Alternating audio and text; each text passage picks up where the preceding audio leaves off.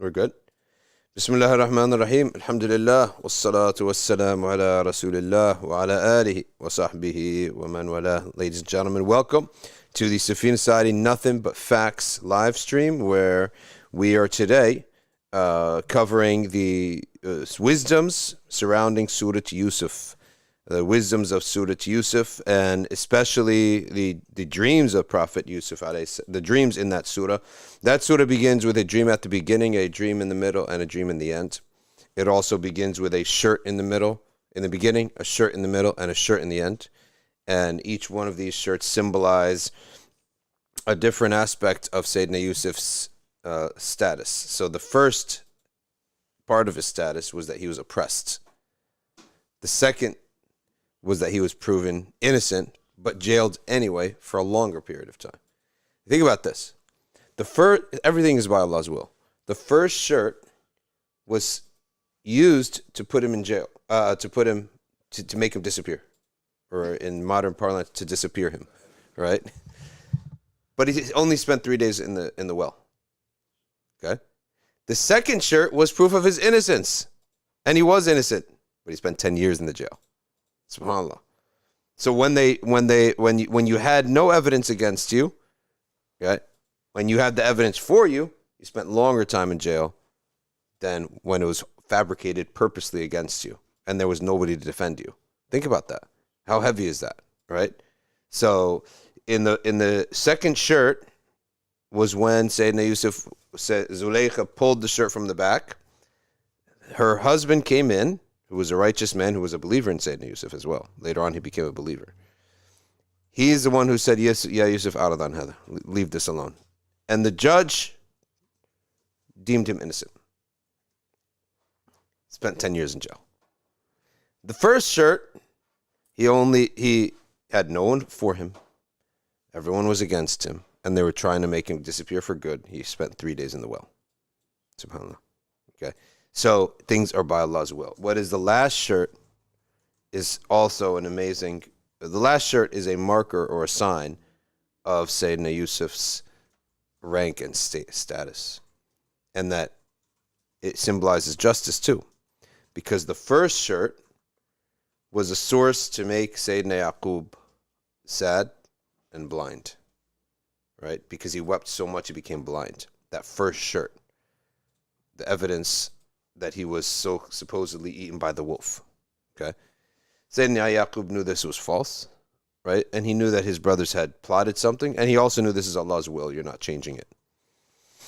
So, the second shirt, though, was a source to make him happy and to cure his blindness. So this whole story, it fits perfectly with one another. All the bad things that happen get one by one erased.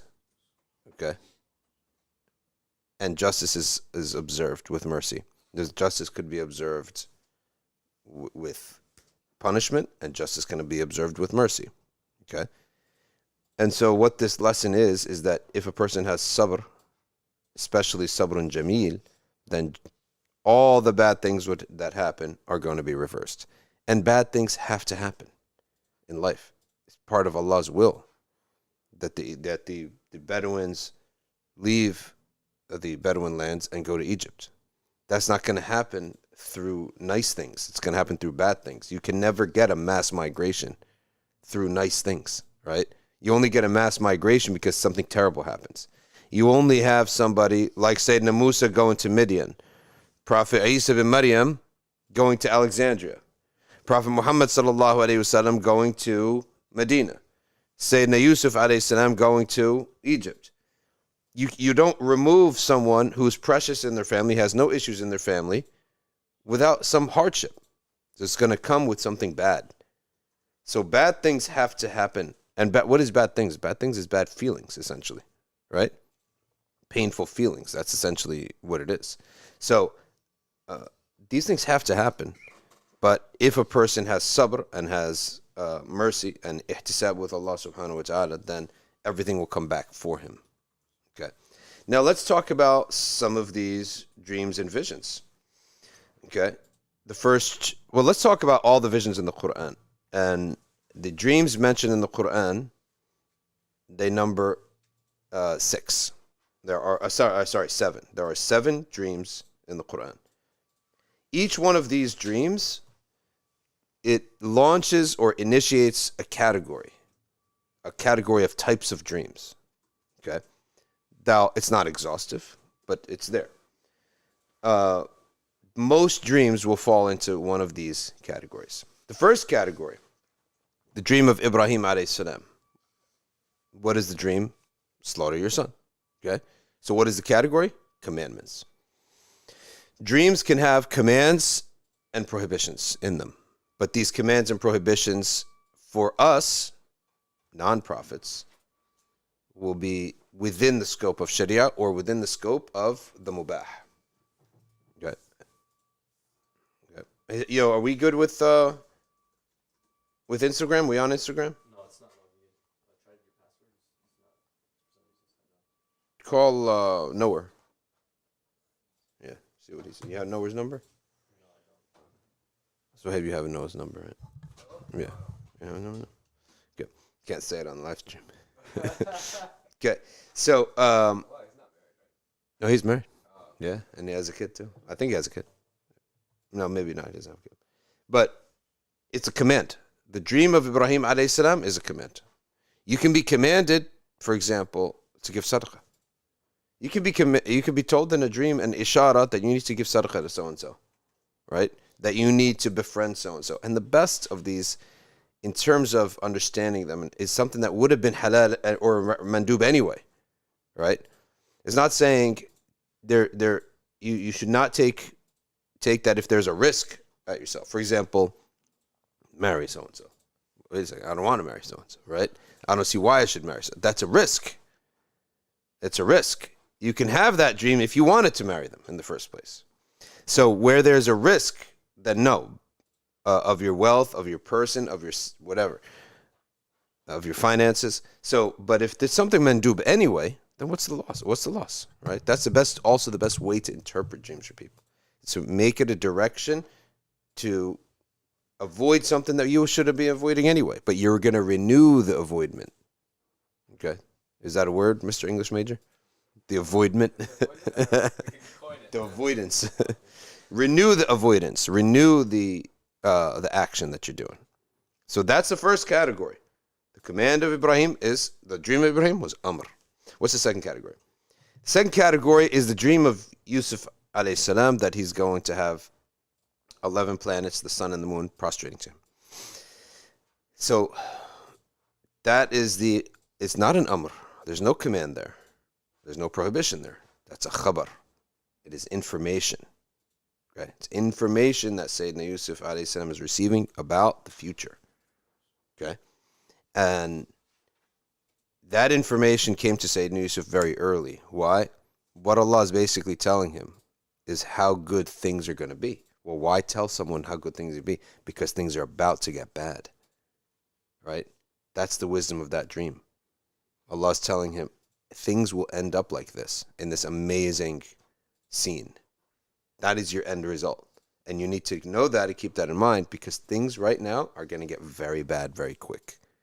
And in span of 1 or 2 months, he ends up in the well, then he ends up being sold twice, then he ends up in the slave market, and then he ends up final in his long-term destination in the Aziz's house, which is good, because it was a good house, and Allah subhanahu wa ta'ala placed his love on Yusuf. So what does that mean? It means everyone else loved him too, right? So the Aziz, when he purchased Yusuf as a slave for his wife, okay, to keep her company, because he was a man who was not interested in the affairs of women, nor physically with women. So Zulaykha was an upset woman. She's an upset wife. So he said, I'll get you a toy, basically. Astaghfirullah azim. But that's really what it was. And according to some of the tafsir, I'll get you somebody that you could have around you and whatever you guys do. That was, according to some of the tafsir, the purpose why he did that. But then as soon as he brought Yusuf, he realized that he loved him, right? And that's why he says, Akrimi mathwa. Take care of everything about him. Make sure he's eating. Make sure he's dressed, because he just loved him right away. When Allah loves somebody, everyone else loves that person too. If their heart's clean, you love that person too. So that like there is like in a sense a universal. Not everything's up for opinion, right?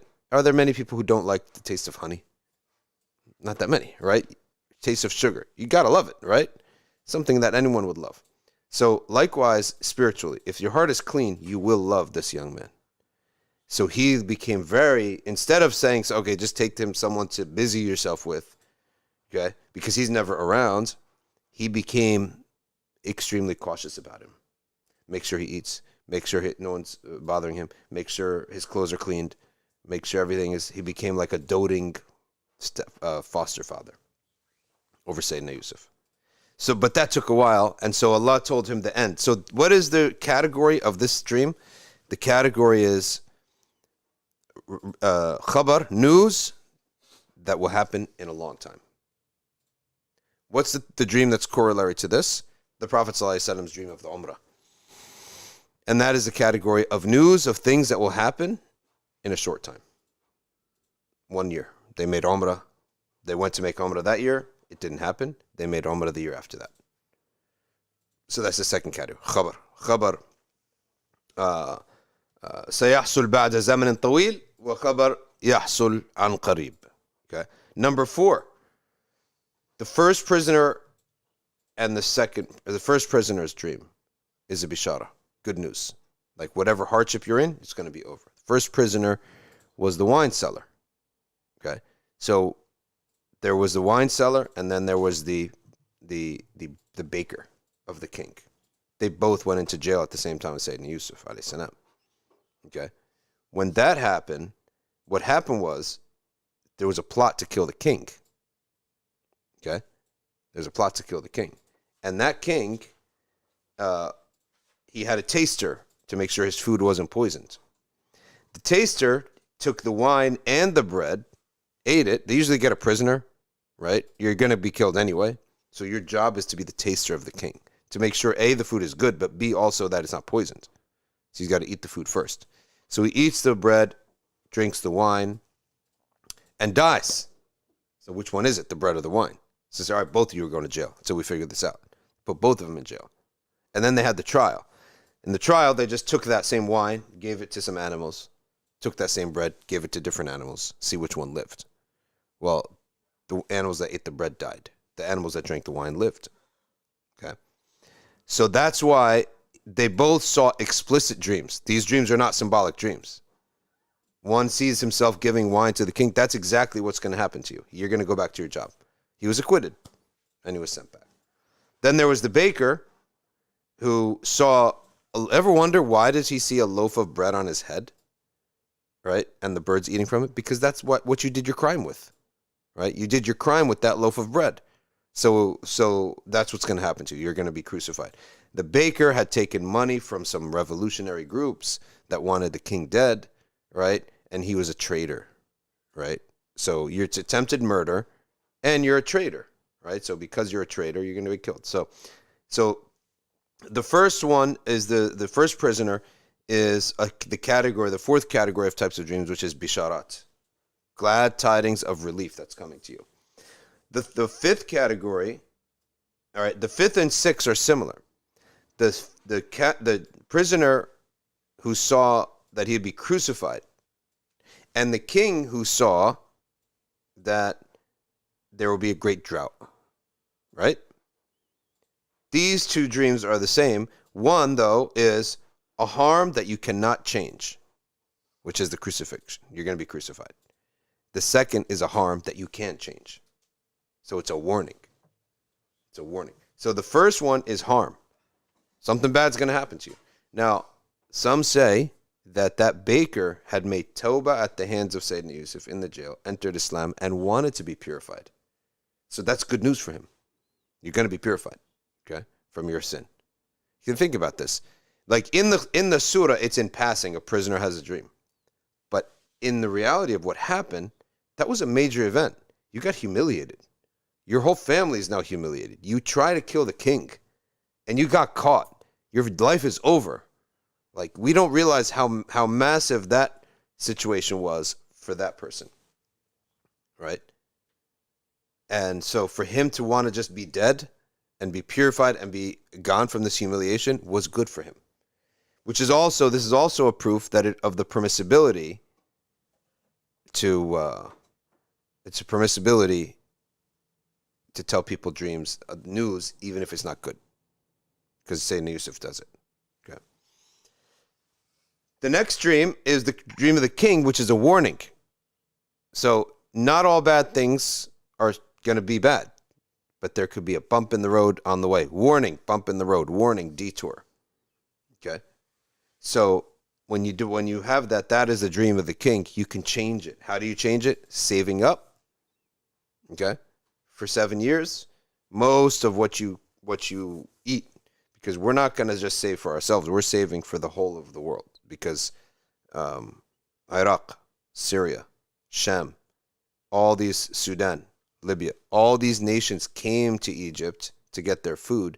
That's when Egypt earned the nickname Ad-Dunya, the source. Ad-Dunya, the source of life for the rest of the world, because the whole region at that time would have been wiped out by this drought. Okay, so that's that second one. So it's a warning. Something bad's going to happen, but if you prepare for it, it could be good. Right? It could be good. What's the next one? The last one is the dream of the Prophet regarding the Battle of Badr. Regarding the Battle of Badr, the Prophet ﷺ saw the army of Quraysh as very few in number, whereas in truth they were very many in number. So what kind of category is that? Ru'yat haqa'iq al-ashya, the dream of the reality of things.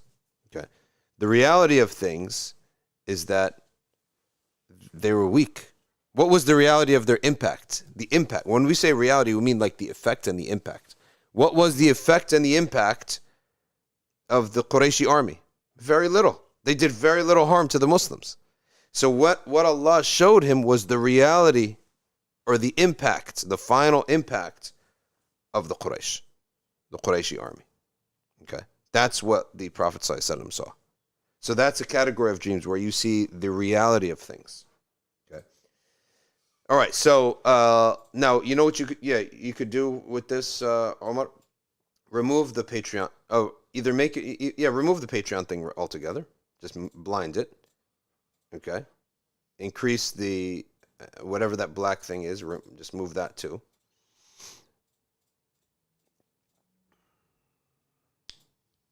And we are going to look at the, there we go, perfect. And now you could put the symmetry thingy. Now there's a guy named Jawad. Can you look him up? Someone look him up for me. He wrote this great article, it looks like. I liked the title, at least. Could you look him up? Jawad Quraishi? Never met him before. But apparently he has an article that I want to read, but I'm just going to read you the summary right now on the Symmetry. What's his name? No, that's not. That's a different Quraishi. Not that I know of. Did you see it on my thread? Jawad Anwar Quraishi. The ring composition, or the symmetry. He's a Zaytun. I didn't know that. You read it? When did you read it? Okay. I'm going to read that symmetry concept soon. But first, let's just go over, let's read this basic symmetry here of Surat Yusuf. Is really amazing. So, the first incident is that Yusuf has a dream. You all see that, right? Okay. At the end of it, at the end of the surah, what happens? And what does he count? 12 incidences. How many brothers does he have? There's 12 brothers, right? They're all 12. So 12 is a number that has some uniqueness here. Okay. And by the way, let's talk about Sayyidina Yusuf's dream for a second. He sees the sun and the moon and 11 planets. The question always comes up, are the 11 brothers of Yusuf prophets or not? right? In the sun and the moon and the 11 planets, which one of them are light receiving, light giving, and which ones are light receiving? Only the sun is a light giving planet, orb. The moon and the planets receive light, pointing that the 11 brothers of Yusuf are not prophets. They're not prophets. They are receiving the light of Yaqub. And the other wisdom on the dream of Sayyidina Yusuf is that the moon here is not his mother, even though he says, my parents. But his mother, Rachel, Rahil, had died. She died shortly after giving birth to Benjamin. Okay? So, but he calls her my mother. So if your father marries another woman, she is a type of mother to you. She's not a regular woman anymore. And of course, there's Sharia rulings. If your father marries another woman, you may never, ever, ever marry that woman. Right? And you could see her without hijab. Even if your father divorces her, it's makruh to see her without hijab. And the karahiyah, the discouragement, is merely for the sake of people may not know your past history. And they may think you're alone with a woman you're not allowed to be alone with. That's the source of karahiyah. Or that the reason that that the rules were removed for you is gone. But you may never ever see her without marry her, and he may never marry her mothers or her daughters, and the Prophet added her nieces too. Okay, his nieces are like daughters, very very much like daughters. So that's the dream of Sayyidina Yusuf. Well, what happens at the end? The dream comes true. All right. And that prostration, of course, is well known as the prostration of tashrif, honor, ihtiram, respect, not ubudiyya. So the second incident matches with the 11th incident. The second incident is the brothers plot against Sayyidina Yusuf. Okay. The 11th incident is that the brothers learn their lesson and are forgiven. Okay? They see Yusuf and they're forgiven. The third incident is that the wife of the Aziz tries to seduce him. Okay? The wife of the Aziz tries to seduce Sayyidina Yusuf. Okay? You can blind that thing. We don't need it right now. Fixing it. Okay. The wife of the Aziz tries to seduce Sayyidina Yusuf. Well, what happens at the end? She confesses. Now, she didn't have to confess. Sayyidina Yusuf was in jail. His knowledge was needed by the king. If he's just pulled out by the king, people are going to say, well, he's a prisoner who's out of jail because he's useful to the king. So he doesn't want that. Prophets have honor and they have intellect. So he says, no, I'm not leaving this jail unless I'm proven innocent. It's actually one of the things the Prophet ﷺ said, you don't have to do that. If you're pulled out of jail, okay, if you're in jail, and someone pulls you out, go. You never know if the offer might be, and you can still make yourself innocent later. So he said, I'm not leaving this jail until the king goes and opens an investigation of why I'm here in the first place. And the king opens the investigation, and he calls all the women. So what was the reason he was in jail in the first place? For basically assaulting women, right? 40 women were invited by Zulaykha, okay, to see how beautiful Yusuf was and for them to stop blaming her for chasing after him, okay? Because they blamed her for that. He was not put in jail for attacking Zulaykha, okay? She claimed that he attacked her, but he was put in jail for assaulting those women, okay? So she invites all these women, and then she told Yusuf to put some nice clothes on. And she goes up, combs his hair, does everything. This is like they just had a massive fight, basically, and accusation and drama. And now she's doing this. He's like, what is going on here? He comes down, and that's when the women go crazy. Okay? It's the difference between the beauty of Prophet Yusuf and the beauty of Prophet Muhammad sallallahu alaihi wasallam is that the beauty of Prophet Muhammad sallallahu alaihi wasallam was never a carnal temptation for women, because otherwise they would not be able to be guided if they keep seeing his face only and not his deen, his character or his sunnah. And the husbands would hate it. They would not want their wives learning from the Prophet. They would feel jealousy towards the Prophet. So he comes down and they do tarweed. They lure him. Come on, do this. Take your shirt off. Do this. And all the entire time he's putting his head down, lowering his gaze, and refuses to do any of it. Okay? And Zulaykha says, now she starts talking. The soft stuff didn't work. Now the hard talk comes in, and she says, if you don't do it, you're going to jail. He says jail is better. Okay? And because he's the word of he is a prophet, his word happens. Right? He said jail is better. Okay, so he went to jail. Right? There are some things that they say the firasa. Beware of the firasa of some people. All prophets have firasa. But also they said one of the best in firasa in the world was the Aziz. Because what did he say?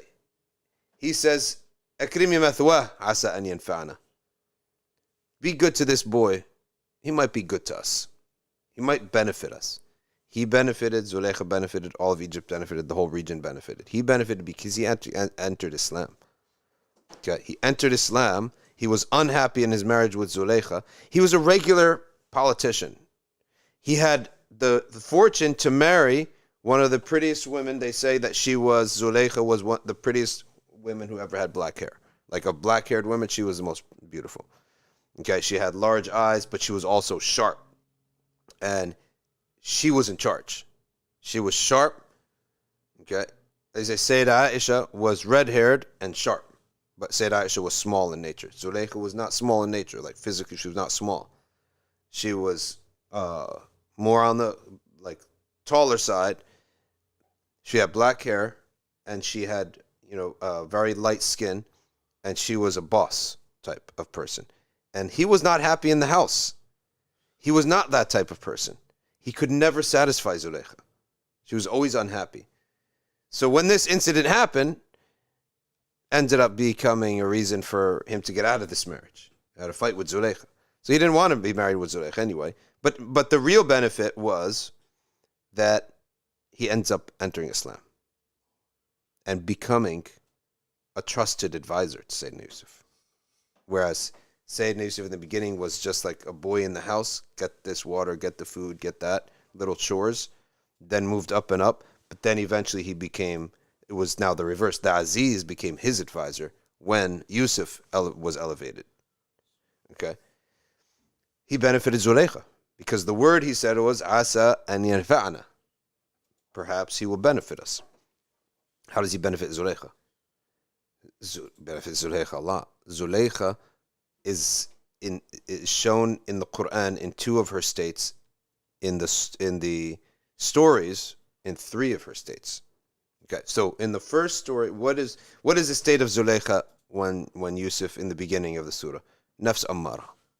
There's no doubt about that. She is a evil person, right? What her nafs wants, she's just going to go for. Yusuf doesn't want to be intimate with her, she forces it. The women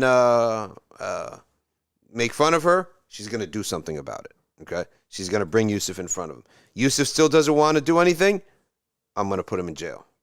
And scheme to put him in jail. And all the women here are going to say that he was trying to assault us. Okay? And that's why he goes to jail. So that's the first time. Now, in this trial, which is now the 9th, the 4th matter, the ladies try to tempt Yusuf. The ladies confess to Yusuf's innocence. This is 4th and 9th incident in the surah. The women come and they say, no, Yusuf did not do nothing wrong. He did nothing wrong. We said it because we wanted our friend Zulaykha to be let off the hook. Right? We blamed him so we could let Zulaykha off the hook. Zulaykha was a bully. She bullied these women into lying. Okay? Like she was that type of strong personality. As Sayyidina Yusuf, okay, Allah says in the Quran, Inna kaydahunna azim. He calls, Allah doesn't say something is azim, okay, for nothing. He had a tough enemy. When you have an attractive woman who is very smart, who has the personality and the fire inside of her, and she becomes your enemy, you are in big trouble. She lured all the elites. She was able to convince the whole society that Yusuf was a criminal. Okay? And nobody could do anything about it. Her husband was the high-ranking politician. He had to step back. All he could say is, Yusuf, just ignore her. So, but Zulaykha now, in this ninth incident, not only do the women all say, oh, time passed, the friendship with Zulaykha is like scattered now. Now you could say the truth. They all say the truth. Well, guess who else says the truth? Zulaykha herself. Time passed on Zulaykha, and her marriage window closed, and she went into a Great Depression. Okay? Her dream was Yusuf. She never got that. Her marriage with the Aziz was miserable. So you might be like all fiery and everything in your youth, but as the window closes, you get more and more modest about things, depressed, really. She became depressed. She was in a state now that she could see the truth. Her nafs went down a little bit. She could see the truth. She saw the truth, and she admitted the truth. And she said, so I want both men to know. Because Yusuf was not there. He was in the jail. He wouldn't attend the hearing. I want both men to know. I want my husband to know I did not sleep with Yusuf. And the verse also means I want Yusuf to know that I'm behind his back and I'm saying the truth. Like, I could have lied. She was not asked about whether Yusuf attacked her or not. Right? She brought it up. Okay? I was the one tempting him. He didn't do anything. So, Zulaykha now, what kind of nafs is she? Nafs lawama. She's nafs lawama. Now, here's what is not mentioned in the Quran, but it's told in the stories of Sayyidina Yusuf. Zulaykha, actually, her state goes down and down and down and down to the point that she ends up having to work menial jobs. She lives in a small apartment, and she's no longer in the high society of Egypt. And she starts practicing the teachings of Yusuf. In other words, she's a convert to Sayyidina Yusuf's teachings. She knows that Sayyidina Yusuf had a teaching, right? She's a convert to that. And she, whatever basic religion was at the time. And she actually develops to become nafs mutma'inna. Although her worldly status is so low, but her work on her nafs went so high up.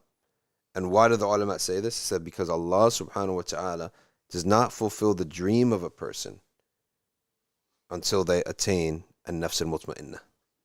And her dream that she could never even fathom, sometimes you don't even know what you want, well, was to be with Yusuf. And she knew that she lost it. And it was never going to happen. But Allah subhanahu wa ta'ala, all the way at the end, after a lot of things happened, if just all over, the drought's over, the food's over, everyone's eating everything, Sayyidina Yusuf is on his carriage, and he passes by, and he sees a woman. He says, pick up this old woman. She's walking. Pick up the old woman. And she looks, he looks, and she covers her face again. She's embarrassed to be in the state that she's in. He looks, and he says, Zulaykha? It's you? It was Zulaykha, right? The age difference between them is not much, like 5 or 7 or 8 years, right? 9 years maybe. So she starts telling him what happened in life. While he was on the up and up, she just went down and down and down and down in life. But she also submitted to that. And she found a spiritual development in that. So she had attained a nafs al-mutma'inna. And Sayyidina Yusuf saw in her a woman who was worthy of marriage. And he proposed to her. And Allah Ta'ala inspired him that she had been through so much hardship. There is a well, Jibreel will kick a well for you, a spring for you. If she bathes in that spring, some of her youth will come back. So all that hardship, the ruined hands and wrinkles, all that will go away. So she will be someone who gets some of her youth back, and she got Yusuf back. Okay. That's because she attained the nafs al-mutma'inna. She just kept accepting everything that Allah brought to her. That's iman. That's not personality. It's not anything. That is iman. What Allah brings, I'm accepting. I'm 100% at fault for what happened. None of this situation is anyone's doing but my own. Okay? Sometimes people end up in a situation and they feel angry. Okay? Who are you angry with? Are you going to be angry with Allah subhanahu wa ta'ala? No. You blame yourself. That's what she did. And Allah gave her. And it is said by some of the arifin that when a person reaches nafs mutma'inna, the first gift they're given is what they would have loved in life will be given to them. So much that they will basically never ask for anything of the dunya again. They won't need anything. Nothing can top this. And therefore, that's how they just go for akhirah and spiritual matters, because they've already had of what they have of the dunya. Okay? So that was the story of the ladies confessing to Yusuf's innocence. Okay? Now we go, after the ladies try to convince Yusuf, Yusuf goes to jail. That's event number 5, and it matches event number 8, which is that Yusuf gets released from jail. And he spends those 10 years in the jail. Is there some commentary on those 10 years? Yes, some people say, and Allah knows best, that Sayyidina Yusuf A.S, he used to receive Sayyidina Jibreel, he used to see Sayyidina Jibreel many times in the well, twice a day. So he saw him about a handful of times, twice a day. But in the jail, once a week. So he asks, why do you only come to me once a week? And he said, whereas in the well you came to me twice a day. He said, in the well was not your choice, but the jail is your choice. You said jail is better, so you have more strength to handle what is your choice, or else you wouldn't have said it, right? Than what is not your choice. So he ends up 10 years in the jail doing ibadah. And then the 6th and 7th, where does the story turn? It turns on the 6th and 7th incident. The king has a dream. Yusuf is able to interpret the dream. Okay. And in this dream, sequence is an important part of dream interpretation. You see here sequence, which is namely that he sees 7 fat cows, then 7 skinny cows. And the skinny cows eat the fat cows. So the future eats the past. The future is always eating the present and the past, right? So that indicates that the 7 skinny cows, skinny years, bad years, drought, will come after the 7 good years. Okay, so there's probably more to say about the symmetry of Sayyidina Yusuf's dream, but there's probably a lot more, but none. Ultimately, these types of things, there's just nonstop. You can learn lessons. Let's now turn to some of the things we learn about dream interpretation. Okay, in this surah. When it comes to dream interpretation in the surah, let me just open up some thoughts that I had written out here. Okay, let's get the whole thread here. First thing is that the dreams come to prophets, believers, and non-believers. This dream first dream comes to Sayyidina Yusuf, prophet. So no big deal. We expect that. Second dream comes to the prisoners. One's guilty, one's innocent. We don't know if they were believers or not. Some say they believed, some say we don't have no knowledge. The third dream, though, comes to whom? It comes to the non-believing king. Now, these were not non-believers as in pagans, but even if they were, we believe that dreams can come to pagans. Fir'aun had a dream. Dreams are salih or sadiq, or both. A dream that is salih means it's for your benefit. It's showing Allah loves you. It's showing Allah is going to do something good for you. It's showing your good state. Okay? Salih means good. And that only comes to a believer. A dream can be sadiq. Okay? And every dream that's salih is sadiq. But a dream could be sadiqa, but not salihah. Sadiqa means it's true. It doesn't mean it's for your favor. So the dream that Pharaoh saw about Musa, okay, his dream was that a fire was lit up in Sham, in Palestine, and it grew and grew and grew until it lit up all of Egypt, including the palace of the Pharaoh. Okay? That dream was not in his favor. It was against him, but it was truthful. Okay? It was haqq. So that's what they call ru'ya sadiqa. It's true. And true dreams come to kings so that they could take national action, right? Action across the whole country. So those are the types of dreams. They can be salihah or sadiqa. And every dream that is salihah is sadiqa. But not every dream that's sadiqa is salihah. Let me tell you a story. This is a story about a scholar. I believe he was in Iraq. He's an Arab scholar in Iraq. And this dream is not so long ago. This was maybe just a couple, not so long ago, basically, in the modern period of time.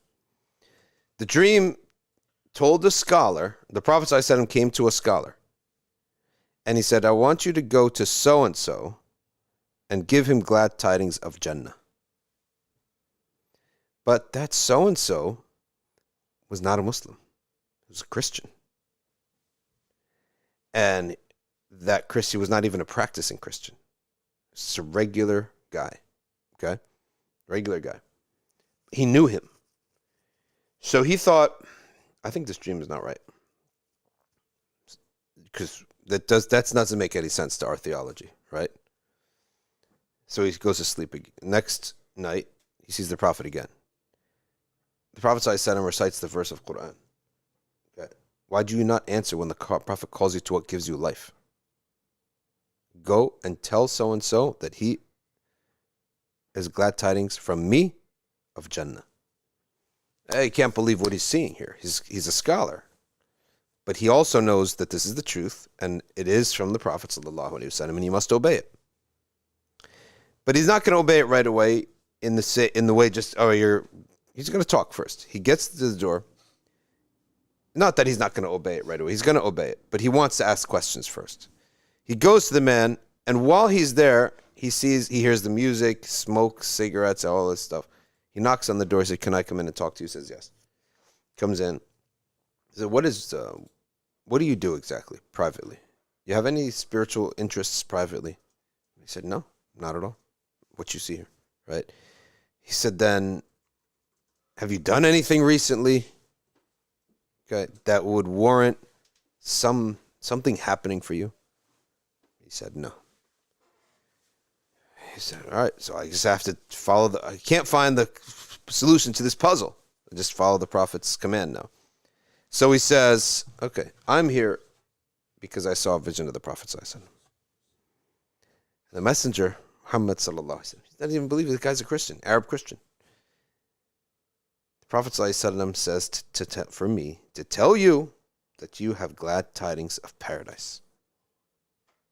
So the man, he gets a little bit emotional. Okay? He gets a bit emotional. And he says, thank you. So now he says, well, let me get you some tea. They're sitting around chit-chatting. While the guy's making tea for him, he remembers. He said, Sheikh, there was a few nights ago, that I had extra food.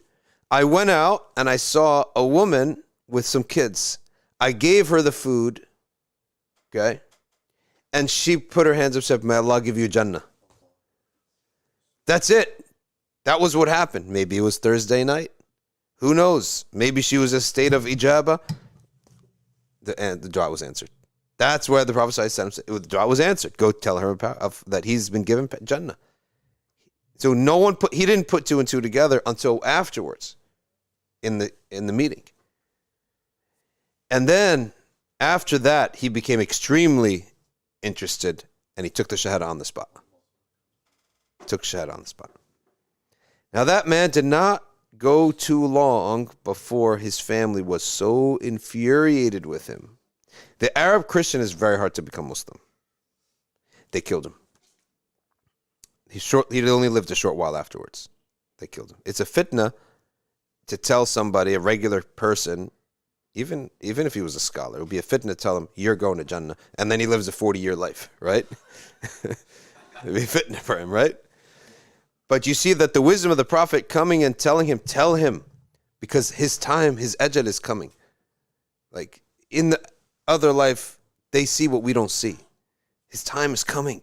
You need to tell him now so he could take action, because he's going to die soon. So he did, in fact, die. Shortly thereafter, his family was so enraged that he entered Islam that they killed him. Okay, so it's as if, and it turned out that now all the Aqidah questions, how do you tell a Christian he's entering Jannah? As a Christian, all the Arab Christians, they know what Islam is, right? So it's not like they have the excuse. But the scholar was perplexed. It all got resolved that night. That's why the Burda says, the truth about the Prophet ﷺ, لَمْ يَمْتَحِنَّا بِمَا تَعْيَ الْعُقُولُ بِهِ. Prophet ﷺ does not test us with that which would confuse our intellects. There is no contradiction here.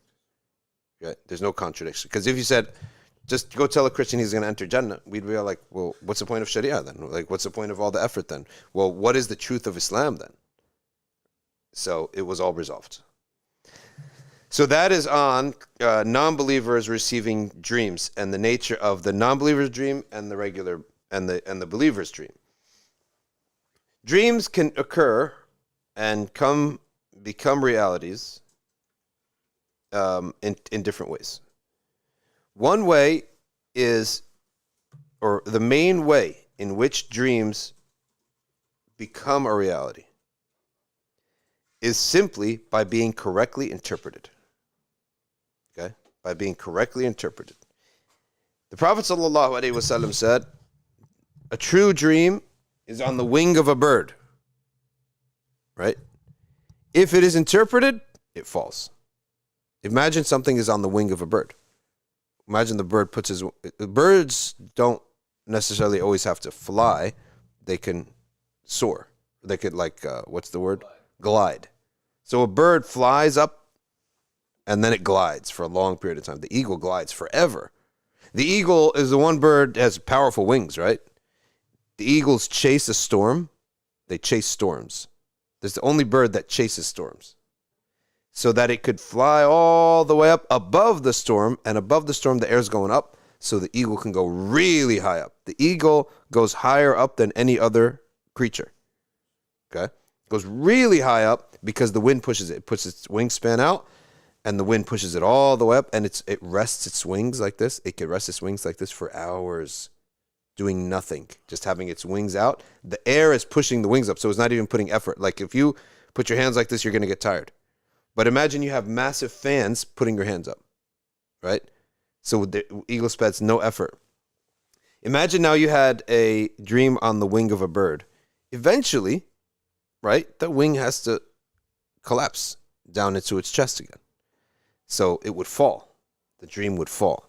The Prophet ﷺ said the dream is on the wing of a bird. If it is interpreted, it falls. Right? It falls. Okay. Now notice, it falls, birds are in the sky. Therefore, it's going to take some time, depending on what kind of bird, right? There's some birds that don't go high up at all. Like the robin probably doesn't even pass a tree, right? Whereas other birds go really high up, okay? So it could happen in a short time, it could happen in a long time. Now, so that's if the condition here is it has to be interpreted correctly, soundly. If it's interpreted incorrectly, that's nothing. It's just meaningless. So the first dream of Yusuf A.S. is not interpreted. If you notice, there's no interpretation given. Whereas there are interpretations given for the other three dreams. They happen right away. The prisoners, they get released very quickly shortly thereafter, like days. Because that was like a bird that was a bird that doesn't fly high. But the king's dream, it started to happen, but it ultimately became a reality after 7 years. So the 7 good years, that's not much news, right? Because Egypt is a rich country. At that time, it always having good years, right? So what would be the truth of the dream actually being true is the 7 bad years. So the king trusted Yusuf for the first 7 years. Then he saw with his own 2 eyes that the drought is actually happening. So 7 years is a pretty long time. Okay. So it manifested, the beginning of the manifestation was after 7 years, and then it took 7 years to complete. Right. for the drought to come. So that's when a dream is interpreted, it begins to take fold. It starts to happen. Everything starts to roll in place. Now that may take 1 week, it might take 7 years or 10 years, but it is moving. Now, as for the dream of Sayyidina Yusuf, it was never interpreted. Sayyidina Yaqub did not interpret it. Sayyidina Yusuf did not interpret it. They may have known the interpretation in their heart, but they didn't speak of the interpretation, and therefore it came way later. Because they kept it in, it came way later. Right? So this is the understanding regarding when a dream would actually happen in real life. Okay? So that's the next thing. Now, not all the dreams were good news. So as we already mentioned, it is permissible for a dream to be interpreted, for the bad news to be told to a person. So in this case, the prisoner is going to be crucified. That's bad news. You're allowed, if that's what the dream was, that is a message from Allah. It's not up to you, say it or not say it. Okay? It's a stranger. This is not your loved one that you can make a judgment. Like Sayyidina Yaqub does not tell Sayyidina Yusuf the meaning of the dream, right? Sayyidina Yusuf figures out later on that that's what the dream is, right? But at the time, Sayyidina Yaqub doesn't say it because that's his son. He is allowed, okay, to tell him, to keep it from him. But this is a stranger asking you for a fatwa. A dream interpretation is a fatwa, okay? Because a dream is a wahi from Allah, except that it is wahi without new law, okay? It is a wahi from Allah, and if someone asks you about it, that is a message from Allah, you have to tell them.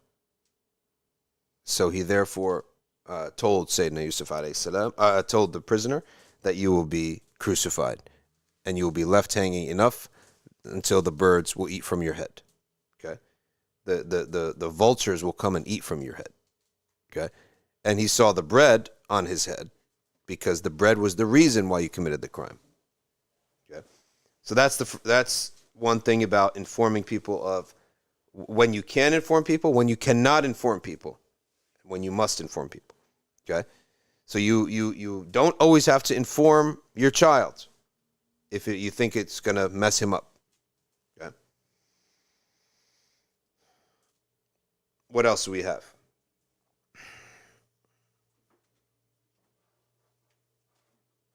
All right. Dreams can be symbolic or explicit. Of the 4 dreams in the surah, 2 were symbolic, 2 were explicit, and, well, the one of them was a bit of both, symbolic and explicit. So, what was the symbolic one? The first one, and the last one, right? Which ones were explicit? The prisoner's dreams. But one of the explicit dreams had a symbolism in it, okay? Explicit means, as you see it, is what happens. The prisoner saw the wine server. He said, I saw myself in a dream doing my old job, serving wine to the king. All right. What was the interpretation? You will go back to your old job and serve wine to the king. Exactly what was seen was interpreted. And what happened? That's called nas, explicit. The symbolic dream is called the dream that is marmuz. Marmuz means symbolic. Planets, stars, suns, cows, grains. Okay. Now, the prisoner's dream, the other prisoner saw himself with bread on his head and the birds eating from it. Okay. So that was symbolic too. It was symbolic, but the birds was real. It was mixed. It was symbolic and the bird was real. So it was mixture between symbolic and explicit. Likewise, the king's dream is mixed between symbolic and explicit because it was true that there will be fat cows in the 7 years. And the cows did get skinny in the other 7 years, in the drought years. And the stalks were healthy and green and good in the first 7 years, and they were dry in the last 7 years. But what was symbolic about that? Well, the cows eating the other cows, because cows don't eat other cows. So that's clearly symbolic. So therefore, dreams can be purely symbolic, purely explicit, or a mixture of both. And that's very important for dream interpretation, to know that not everything can be symbolic. Sometimes it could be straight up explicit, as that's going to be exactly what it is. Okay.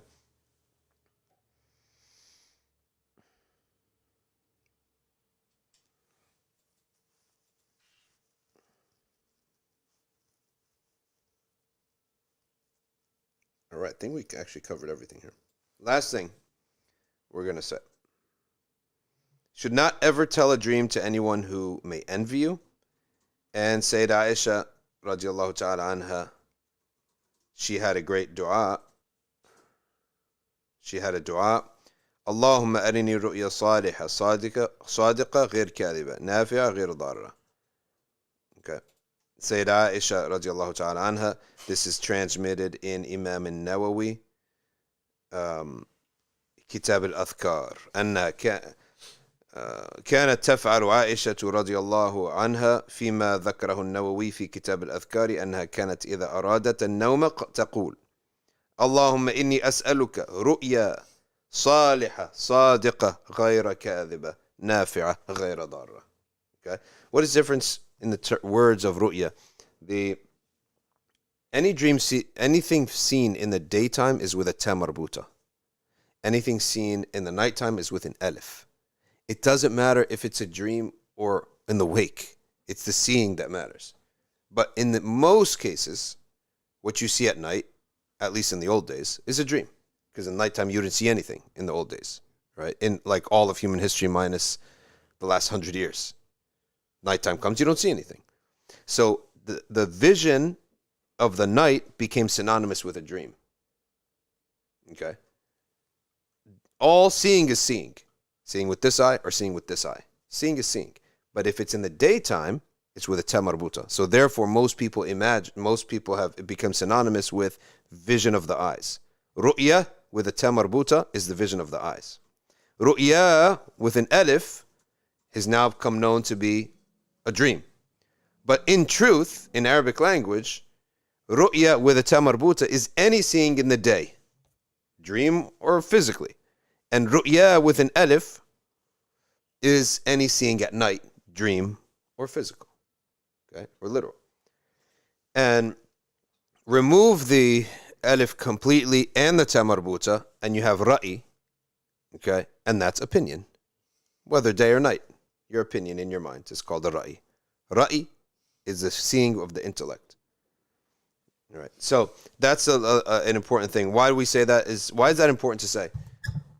Because the Quran speaks of the Isra and describes it as a ru'ya with an alif.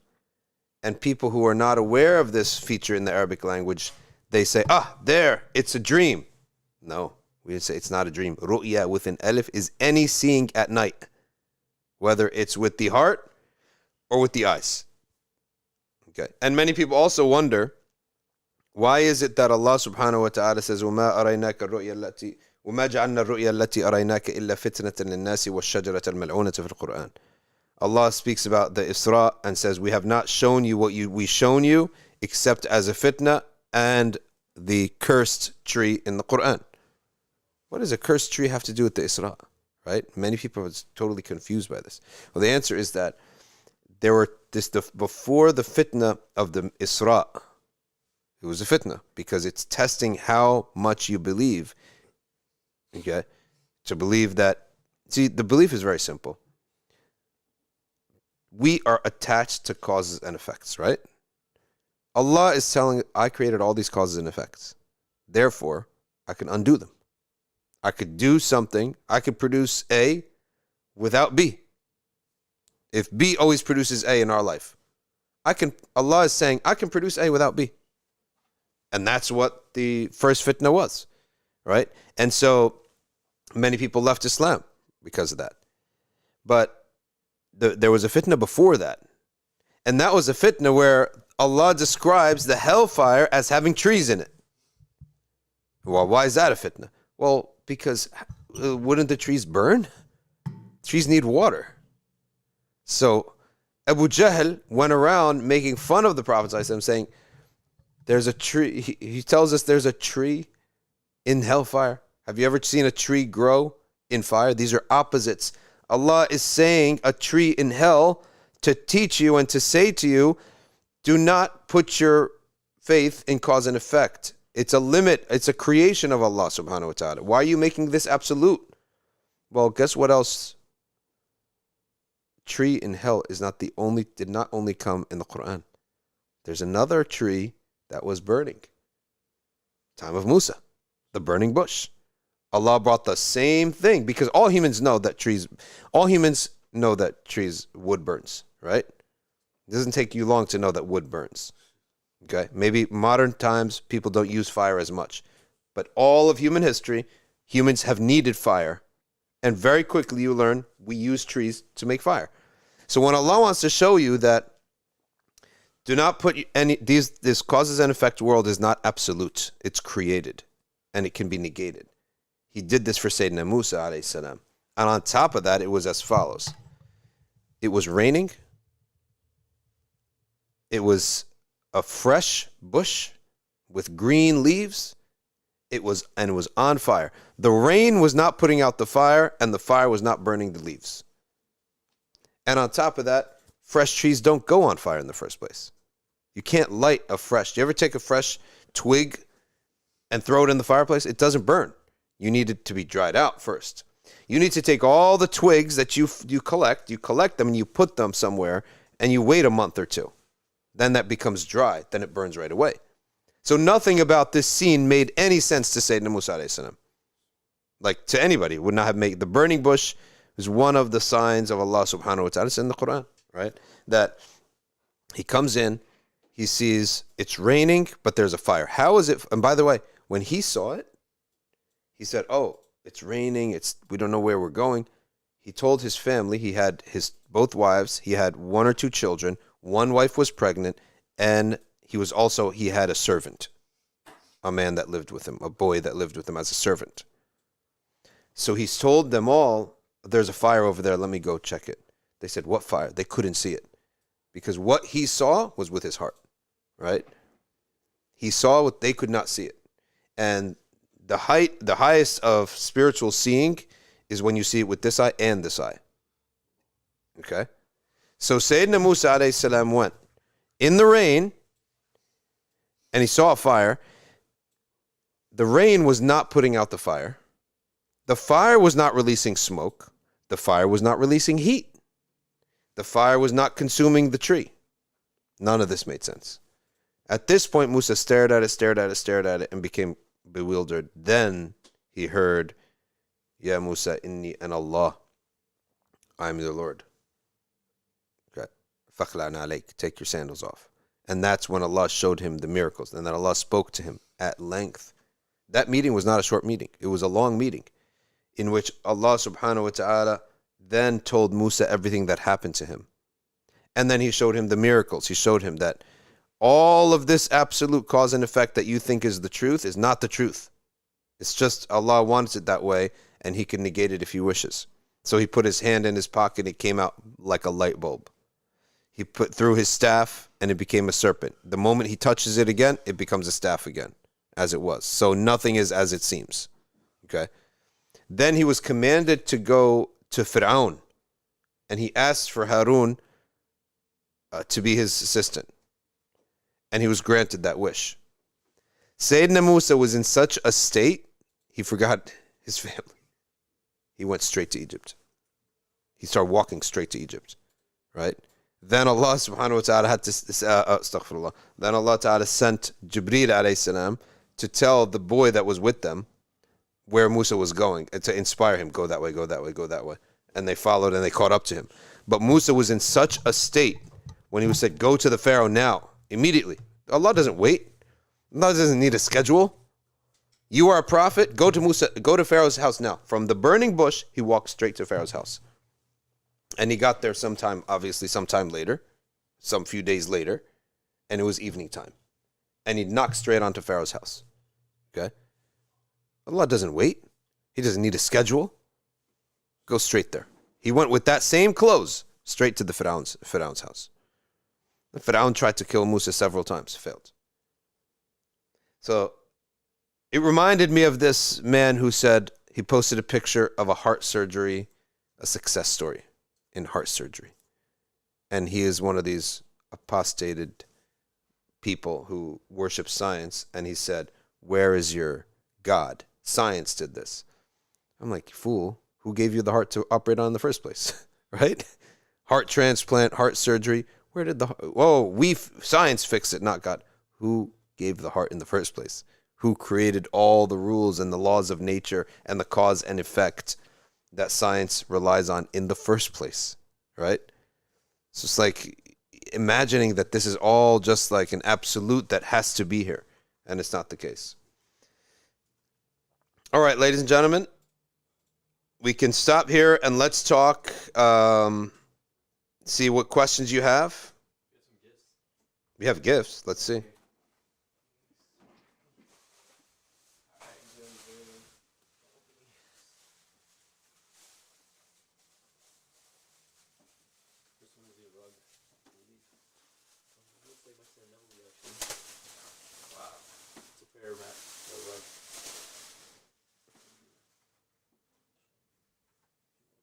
Let's see. MashaAllah. Oh, from Medina. A rug from Masjid al-Nabawi. MashaAllah. They really tied it really tight here. I think it's from Masjid al-Nabawi. Yeah, I think so. You have a maqas?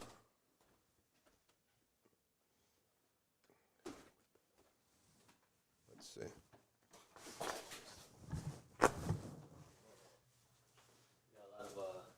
What's this?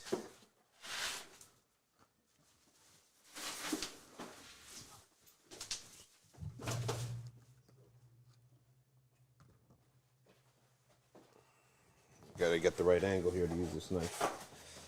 What is that? What are these boards? Oh, okay, look. So we're gonna have basically this is a rug for Masjid al-Nabawi. Look at this. Okay. Beautiful. From Masjid, I think it's from Masjid al-Nabawi. Oh, it definitely is because it's got the Saudi swords on it. Gorgeous. Gorgeous. Yeah. You know what most likely we're gonna do? One more year, we're gonna eke it out. Daughter Fet's classes, part-time classes at NBIC, at the masjid. By next spring, Daughter Fet's will move to a separate location because there's no room here. All these pictures and this rug and all these other things are gonna be what we decorate Daughter Fet's with, right? That's what makes sense. Let's see. MashaAllah. Take this real quick. This is a beautiful rug from Masjid al-Nabawi. Here we go. Hasbi Rabbi Jallallah.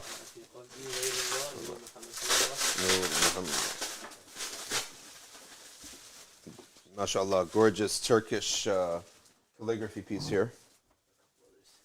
And this is my favorite, by the way. We have this at NBIC. If you come to NBIC, we have a big one of this etched in wood. Not the other script, just the wood. And if anyone who's been to NBIC knows this, that we have this. Gorgeous piece here. I love this.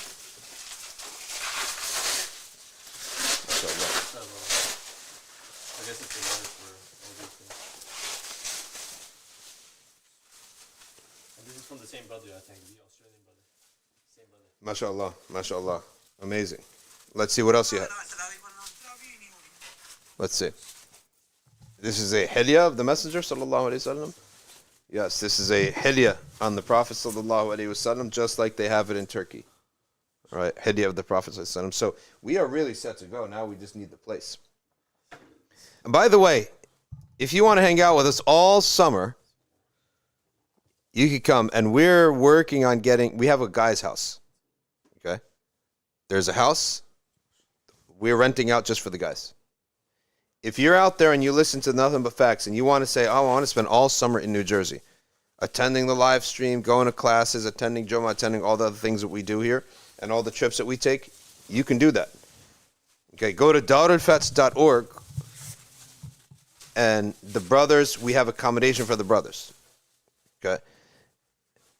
We're looking for a house for the sisters, if sisters want to come. Okay? And here is another hilya. another hilya, very beautiful. So our Darufat decorations are really set to go. Yet another hilya. Okay.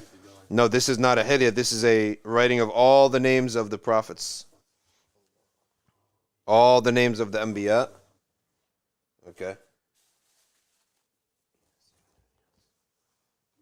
Who was Prophet Yasin? You know who's Prophet Yasin? Some say it's a name for the Prophet. Yeah, but most likely it's Ilyas. Yeah. Yasin. Ilyasin, yeah. Ilyas, Ilyasin, Yasin. All the same person. Another one here. Gorgeous hilya here. MashaAllah, MashaAllah, MashaAllah. We have the whole Rumi store. We have, yes. All the inventory we have. We have the whole thing. I want to address something, a little bit of a polemic, okay? A little bit of a polemic. I had said that the armies of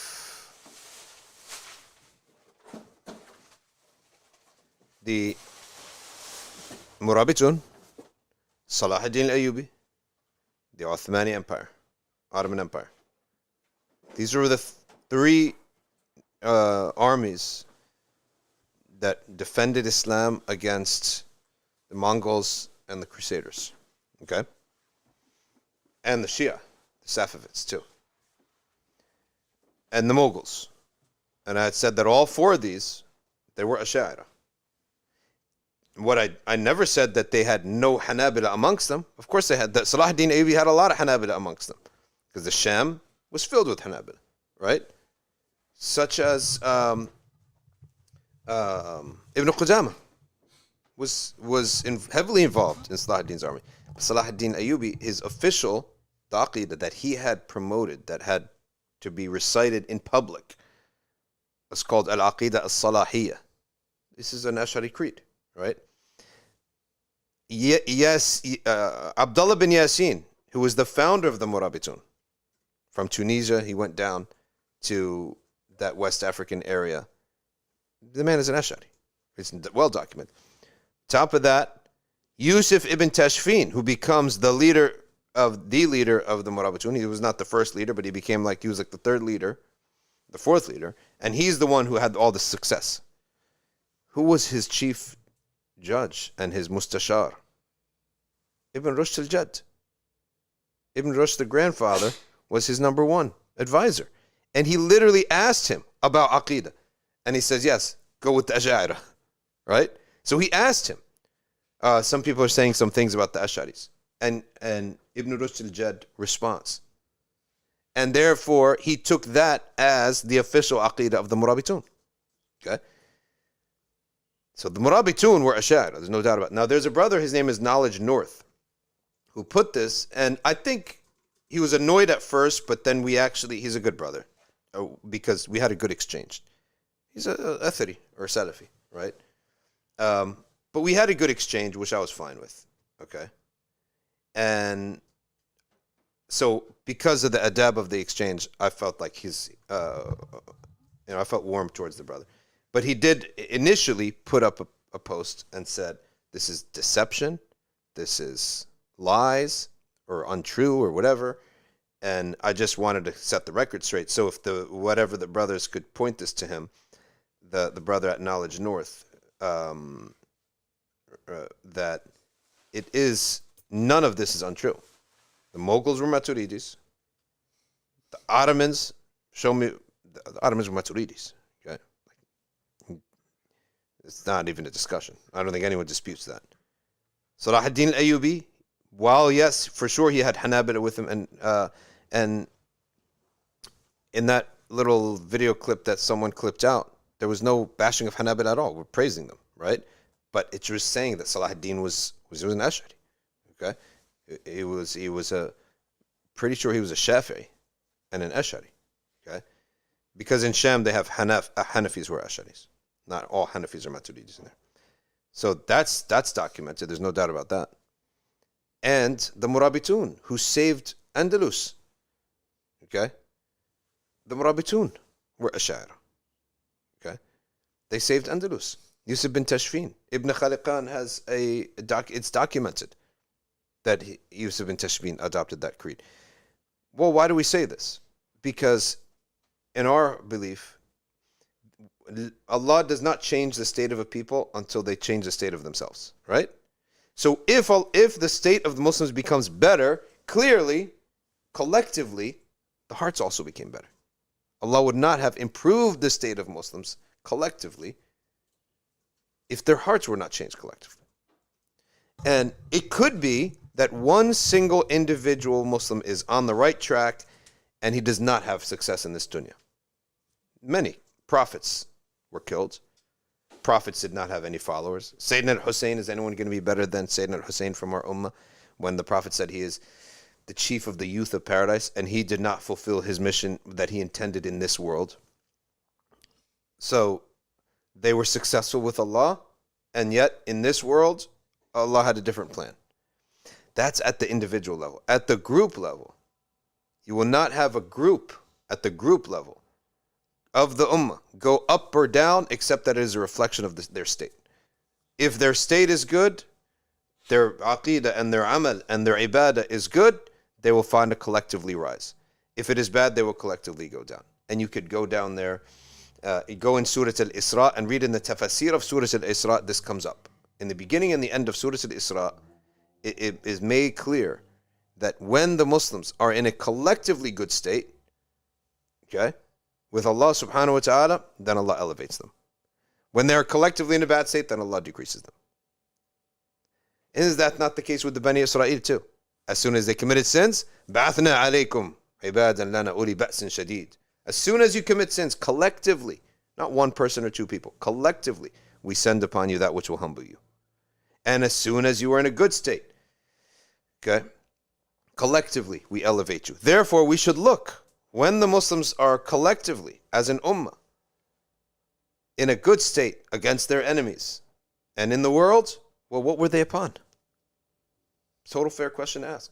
It's also a fair question to ask, what do we know about the deen of the conqueror of Constantinople? Because the Prophet ﷺ said, نِعْمَ الْجَيْشِ وَنِعْمَ أَمِيرُ ذَلِكَ الْجَيْشِ. A blessed army, and how blessed, ni'am, excellent, is the leader of that army. The Amir is going to be the Khalifa, obviously. It's not going to be the mid-level general. No, it's the leader of the army, the Amir. And is the Prophet going to say, Ni'am, Amiru dhalika al-jaysh, for a mubtada'? So why do we have to ask that? Why? Because there are things that happen after the time of the Prophet ﷺ, after the time of the Sahaba, after the time of the Tabi'in, that became questions. We want to know the truth of these questions. These questions did not come to the Sahaba. It didn't come to the Tabi'in. We want to know the truth of those questions. So these are nawazil fil aqidah. There are nawazil in aqidah. Nawazil, new matters. We need to know the truth. So that's why it's important to look at the scholars who came later, who faced those questions. Okay? And at that time, this was very late in the Ummah. We're talking, 1500s? When was Constantinople conquered? 1500s of the Common Era? So what, 900? Of the 900 of the Hijri era? Many masail had been brought up. Okay? A lot of masail had been brought up. And a thing does not really enter the consciousness of all scholarship and codifies a scholarship until it becomes a mass fitna. So when the Sahaba went to Damascus, were there atheists and questioners? I'm sure. When the Sahaba went to Iraq, were they? Yeah, I'm sure. But was it a mass fitna that would trigger a collective response, a need for a response? No, not at the time. That happened when the Mu'tazila came over. The Mu'tazila were the prick that forced the Ummah to come with a response. So, yes, something may exist in the beginning, but doesn't exist enough to elicit a codified response. These things that happen in our religion, or in any social movement, they always exist in whispering on the side. You can ignore it. But once that whispering becomes like a loud crescendo, it requires now, we're all responding, and everyone's responding in a different way. And the best person to bring that response, that ends up becoming codified, solidified, and copy and pasted for everyone, right? Copy and pasted for everyone. In any fatwa on any matter, there are probably 50 fatwas out there. But as time goes on, we will see which one is the best one. That's the one we copy and paste to everybody. And that's what, for example, the Ash'ari Aqidah becomes.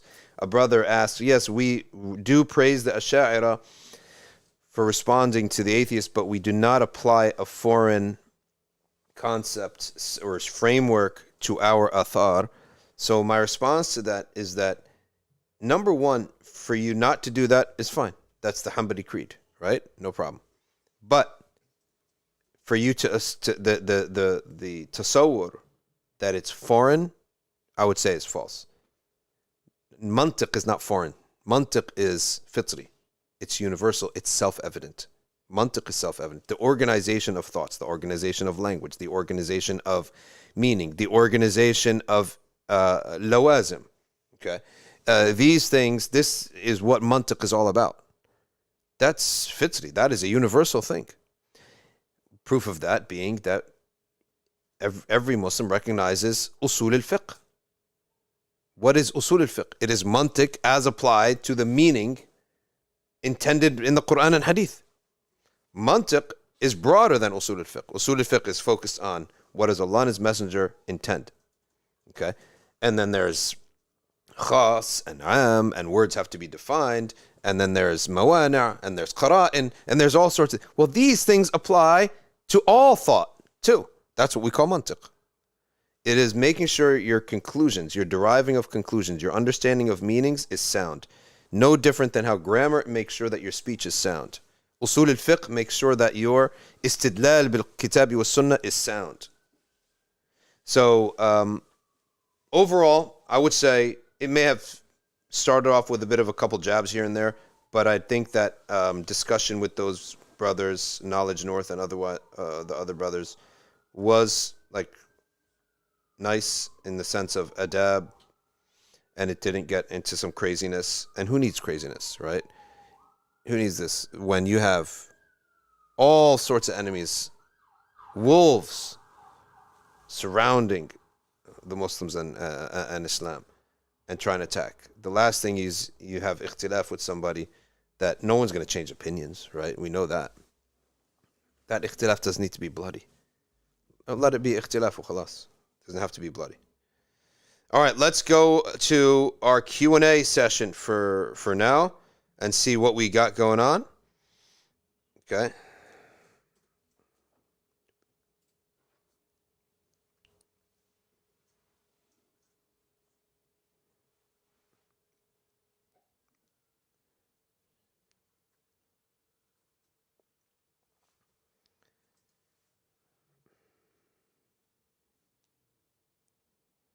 All right, here we go.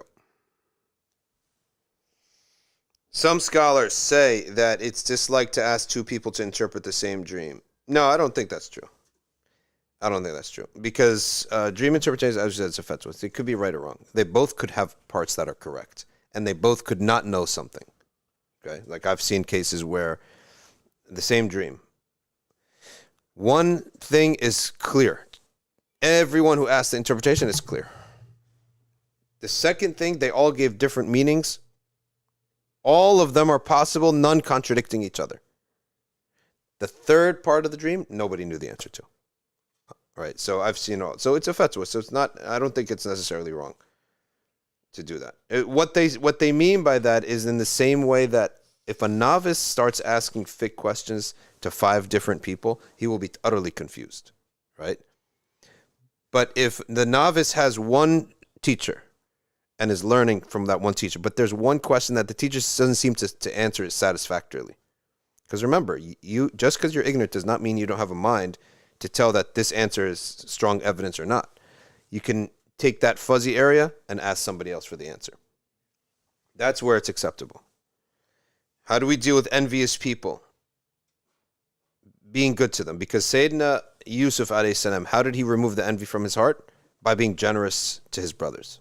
Give them stuff, give them stuff, give them stuff. There was a man who envied the Prophet ﷺ after the conquest of Mecca, and he kept saying terrible things about Sayyid al-Kawnayn alayhi salatu wasalam. Sayyidina Bilal was very upset. He said, what can we do? The Prophet ﷺ said, shut his mouth with gifts from me. So keep giving him stuff. Just give him stuff, give him stuff, give him stuff, until the man's heart was overflowing, and now he loved the Prophet. Sayyidina Bilal came back and said, Messenger, no one's praising you more than him now. This is human nature. And that's why if you find yourself weak in deen and ibadah, maybe your love of Allah is weak. Ask Allah for something nice. Oh Allah, give me something nice so I could be filled with gratitude. Sayyidina Ali did this. He said, drank a nice cold drink on a hot day when that was not something that the Zuhad used to do. But Sayyidina Ali did it, and he said, I want the gratitude to come out of my heart. Right? So if you want to renew your iman every once in a while, ask Allah for something nice. Make a dua. Oh Allah, give me something. Okay? Give me something. Okay? So that my love can be renewed. We don't look down on that. Gifts produce love. The Prophet said, Tahadu tahabbu. Give gifts, people will love you. Jubilat al-qulub ala hubbi man ahsana ilayha. Hearts are made to love to the one who's good to it. Oh, likewise animals. Have you ever seen these amazing videos where a woman may nurse a baby lion, and then years later that she goes to visit that lion in a zoo, and the lion hugs her? I've seen two of these videos. One video where there was a zoo, and the baby lion cub was really sick. She had to take the lion to her home at night. After the zoo hours were over, she took the lion home at night. And she nursed the lion cub. Imagine that. She nursed this lion cub back to health. So they formed a bond for a period of time. Then the lion went back to the zoo. She retired. The lion grew up, became a real lion now. When she came back, that lion bolted. Of course, there were bars, right? Bolted, put his paws. You think that the lion was eating her, right? Put his paws out in the bars and hugged her, grabbed her, right? Hugged her and was licking her because they can smell, they sense it, they know that's you. So even lions, there was another video someone showed me of a guy walks out of his house and sees this creature, a little white creature. He does not know what it is. It's weird. It's a freaky creature, all white with eyes closed. So he takes it in and he starts giving it water and food. After a few days, he realized it's a squirrel. It's a baby squirrel. He'd never seen a baby squirrel before, and a baby squirrel looks like this weird rat, right? So he nurses the baby squirrel, and that squirrel, it lives outside and inside now. That squirrel has an attachment to the guy. The squirrel goes out, and the squirrel on a cold day or rainy day will come in and will perch itself on him, go on his head, go in his pocket, and live with him like a kitten. SubhanAllah. So animals are like this. Anyone who's good to you, and I'm telling you, some people, they have a weak love for Allah. I believe Allahu A'lam, maybe his parents were stingy with him. Right? So he applies that to Allah. He believes Allah is stingy. He doesn't say it, but he believes it, right? He acts that way. Allah is never going to be good to me. If there's any goodness is going to come, then there must be something bad. And you see people talk like this all the time. Oh, yeah, they're really rich, but their family's messed up. Oh, yeah, she's really pretty, but she's got air in here, right? Oh, yeah, she's really pretty, but her married life is terrible. Some people have this disease. They just don't believe in generosity. They don't believe Allah could be generous in every way, shape, and form. So they have to always look at some negative. This is bukhl. You have a disease in your heart, you need to fix it by aqidah. Mere simple belief. Can we know the description of Sayyidina Yusuf A.S? Well, I have to find a hilya of Yusuf. I've never found a hilya of Sayyidina Yusuf A.S, a physical description. I know I've heard that he was ashqar. Ashqar is when the Semitic people, they can go both ways. The Semitic people can go light and they can go dark. They could go, for example, like myself, with brownish skin and dark brown eyes and black hair, right? Or they could go, what they say Imam Malik was like that. They say that Sayyidina Dawood was like that, Sayyidina Isa was like it, which is lighter skin and then reddish and blondish, like a dirty blonde hair. That's what an ashqar is. It's never going to be Scandinavian blonde, but dirty blonde hair, right? And that's what the ashqar. And sometimes you have like people in the same family may go the different routes. And it's said that from Yaqub alayhi salam, Rum was ashqar, from Ishaq. Rum was ashqar, and Ishaq was asmar. Yaqub was asmar. So Yaqub had the black features, like black hair, brown eyes. Rum had the colored eyes and the light skin and the dirty blonde hair. And that Rum ended up becoming the father of the Romans. So Scandinavians are different than Romans. Scandinavians descended from Japheth, and the Romans descended from Ishaq. Allah knows best. That's what they tell us. Can we say Bismillah in the toilet before making wudu in the bathroom? Just to yourself, not out loud. If dream interpretation is science, which comes from the Quran and Sunnah, how did previous ummahs and non-Muslims interpret dreams before the Quran and the Sunnah? They interpreted dreams based upon their scripture that they had. If they had no scripture, sayings. If they had no, not only sayings, but realities, symbolism. So, for example, fruit is almost always something good. Fruit is never something bad, right? Fruit is always something good. But a dog can differ, could be bad and good. A guard dog is good. A wild dog is bad. So they would interpret based on the thing itself, right? The cow is never anything bad in any culture. The cow never does anything bad. Believe this? Like, think about this. The cow never does anything bad. It's always good. It can't step on you, right? Cows don't ram into you. They don't run into you, step on you. Camels do. Bulls do. But the cow doesn't. Okay, the cow, everything about the cow is useful. So the cow is always a good symbol, right? So they used to interpret by language, by what the symbol actually means. Okay. The guy saw, funny thing, the guy said one time, he married a woman. He told her, SubhanAllah, I had just the year before we got married, I dreamt of a beautiful cow coming into my life, right? She's like, you calling me a cow? No, a cow. What is a cow? What is the effect of a cow? Everything good. Milk, meat, right? Warmth. The leather is used. Now, is there any harm to the cow? Even the feces of the cow is useful, extremely useful. They use it for glue. They use it for any other thing. A lot of other things in the past. Everything about the cow is good, and there are no harms in the cow. So, in that symbolism of the woman and the cow, she shouldn't be offended by that. It just means all good, no harm. And really, the cow, if you think about it, is the source of all goodness of every civilization. Because a civilization is the city life, right? Well, the city life relies on the farm life, where you get your food. The farm life really relies on the cow, the vegetation and the meat and the milk. Because the vegetation, you can't do it without a cow moving the plow, right? Unless you would physically have to walk yourself. But the cow moving the plow saves you a lot of energy. And then the cow provides you milk, and provides you meat, and it provides you leather. All benefit and no harm.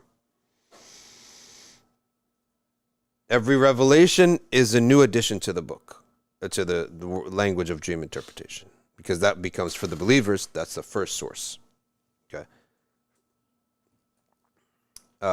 Fruits and chicken and any bird meat, fowl, basically, poultry, is always good in a dream, because Allah subhanahu wa ta'ala says, وَفَاكِهَةٍ مِمَّا يَتَخَيَّرُونَ وَلَحْمِ طَيْرٍ مِمَّا يَشْتَهُونَ. Right? Fruits that they desire, that they choose, right? They pick and they choose. And the meat of bird, which they have a desire for, they have a shahwa for. So seeing a person eating any kind of fowl, bird, chicken, whatever, duck, lahmi tayr, any bird, eating from that means your desires will be attained. And seeing any fruits, it means that your choices are good and will be attained. Okay, because of the verses like that. Next, what says, for i'tikaf, will there be a program where there is tarawih, then a break, then food, then dhikr, then qiyam, then suhoor? Yes. But the after dhikr is an open break. You can get your own food. Some guys usually go to Quick Check and empty out the snack department, bring some junk food. We eat, relax, take a nap, do your own salah. Then we come back at around 3 o'clock, 3:30, pray couple rak'ahs of qiyam, shafa and witr. Then we have suhoor. So that's how we operate here at NBIC. If you want to join us at the last 10 days, you can come and spend the night at NBIC. You don't even need a hotel.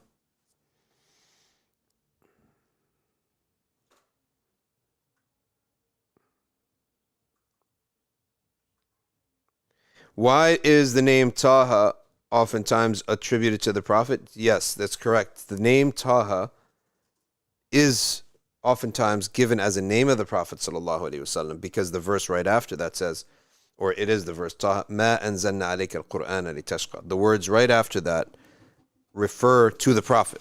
We have not revealed this Qur'an to you to make it to make you in hardship. So the pronoun is mentioned. Well, where's the name? How can you mention a pronoun without a name? So therefore they assume Taha is one of the names of the Prophet ﷺ.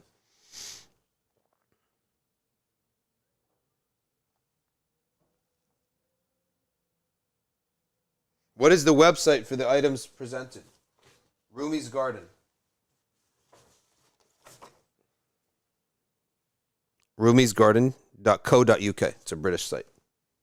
rumisgarden.co.uk.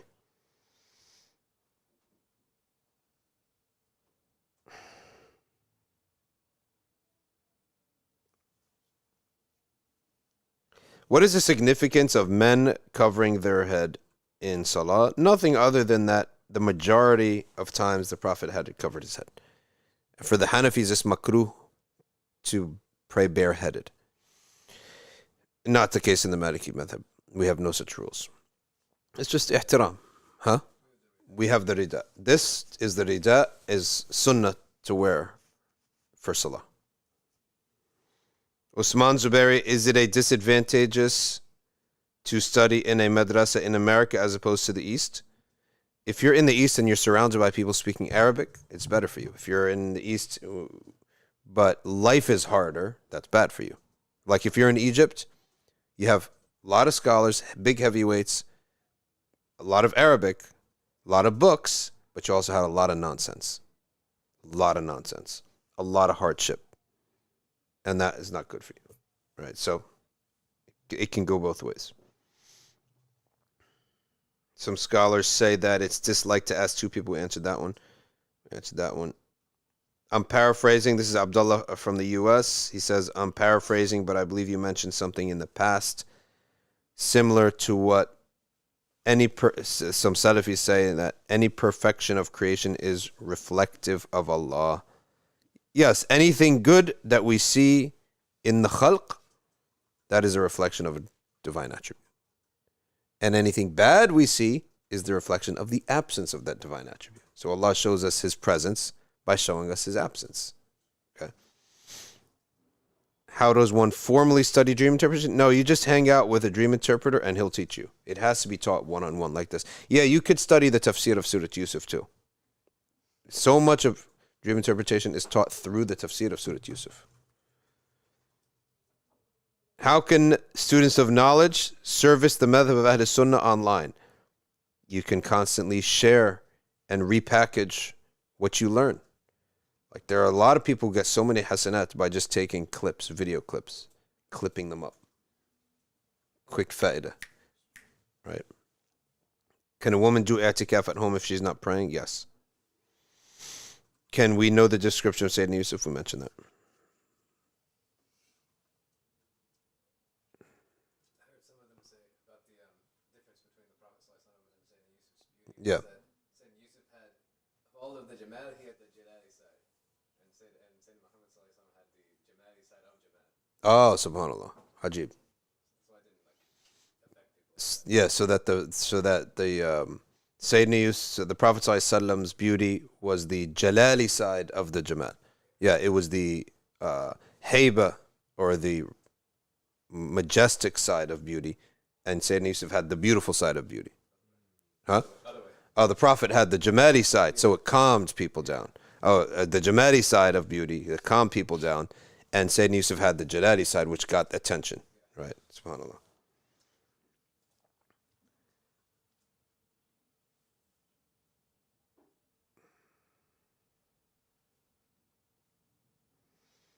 Okay, what else we have here? And he tried and tested Adhkar for disciplining the Nafs. The best way to discipline the Nafs is the cooling dhikr, which is salah on the Prophet ﷺ, combined with fasting. The Nafs will slowly calm down without much agitation. The cooling dhikr is salah on the Prophet. It will cool you down. Do only men interpret dreams? No, of course not. Women can say that Aisha used to know this, and many other women used to know this, and yeah, there are some women who are more famous than others from the Sahabiyat, and until today. Chocolate Wallace says, I take about an hour before iftar and I work out with heavy weights and calisthenics. And I do dhikr while doing that, but I don't enunciate it. Is this okay? Yes, it is okay. It is okay. Are angels visible to dogs? Allahu A'lam. It could be. Is there any profound dua for a spouse? Yes. Rabbi inni lima anzalta ilayya min khairin faqir. My biggest fear is to end up with someone non-practicing and loveless marriage. Well, don't say that. Don't think about that, or else that's what you'll get. Why don't you reverse it and use your power of your imagination and the power of your mind to start focusing on what you do want rather than what you fear. Okay. Anytime I was in sports, if I ever feared losing, you knew you were going to lose, right? If I ever feared losing, you knew you're done with. If you really want to win, you could win, right? But if you fear losing, you're going to lose. I can't get married due to parents putting culture over religion. Are you a male? If you are a male, marriage is your right. No different than your right to eat and drink. Okay? Because marriage is a shahwa. Primarily, it's a shahwa. It's a desire. It's not a rational thing to do. It's not it's a shahwa. It's a desire. So therefore, it's on the level of food and drink. You have a right to it. No, your parents cannot tell you don't have friends, and your parents can't tell you don't get married, don't eat food, and can't tell you don't get married. That's if you're a male. If you're a woman who has never married before, your father is allowed to stop you from getting involved with a guy if he knows that guy is bad. If your father's unreasonable, then you're not the judge of that. Get the imam and the other men of the community to agree that he's unreasonable, right? The other men who have married daughters off, they say, yeah, no, this is unreasonable. Then they can override your dad. But you, as a daughter, you've never done what your dad's doing. You don't know the world of men like your dad does. You can't judge him as being unreasonable. Is he unreasonable? It could be, but you're not the judge. Get the imam, get your uncle, get your all the men in the family to agree that he's unreasonable, then they can override your dad. Okay? Is it true that good dreams take time and bad dreams come quickly? Good dreams can come in short times or long times, and bad dreams tend to come quicker. Yes, that's true. Because like when you have a warning sign, you don't put the warning sign 5 miles ahead of the problem. By the time you get there, you forgot about it. You put the warning sign pretty quick ahead of the problem. But if you notice signs that say New York, Philly, they come early, right? Because chances are people are on a journey and they need to know. So the bad things usually come quickly while the good things usually take some time. Because when the good thing takes time, there's growth. There's iman. There's a lot of nice things that develop while waiting for something good. Why would it be an issue that Zulaykha tried to seduce Yusuf if the Aziz brought Yusuf for a similar purpose? The expectation was that it would be mutual. But Sayyidina Yusuf was a prophet, and he doesn't do this fahisha. Okay? So she forced it, and that became a scandal.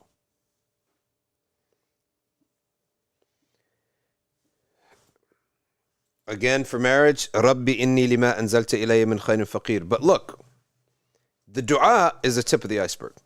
What else did Musa do, alayhi salam? Sayyidina Musa said that dua, but he did something else. He fled from evil people to go live with good people. He helped Muslims, right?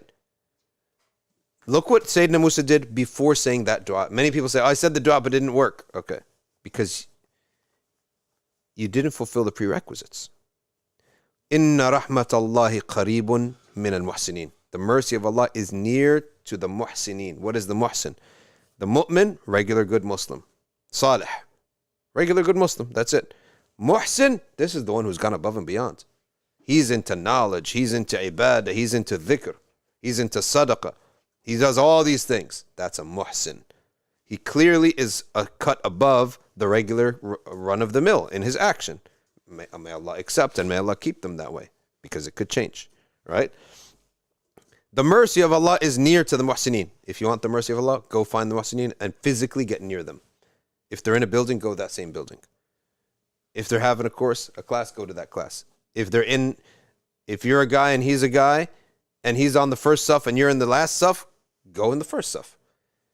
If you can pray next to him, pray next to him. The mercy of Allah is physically near to the muhsinin.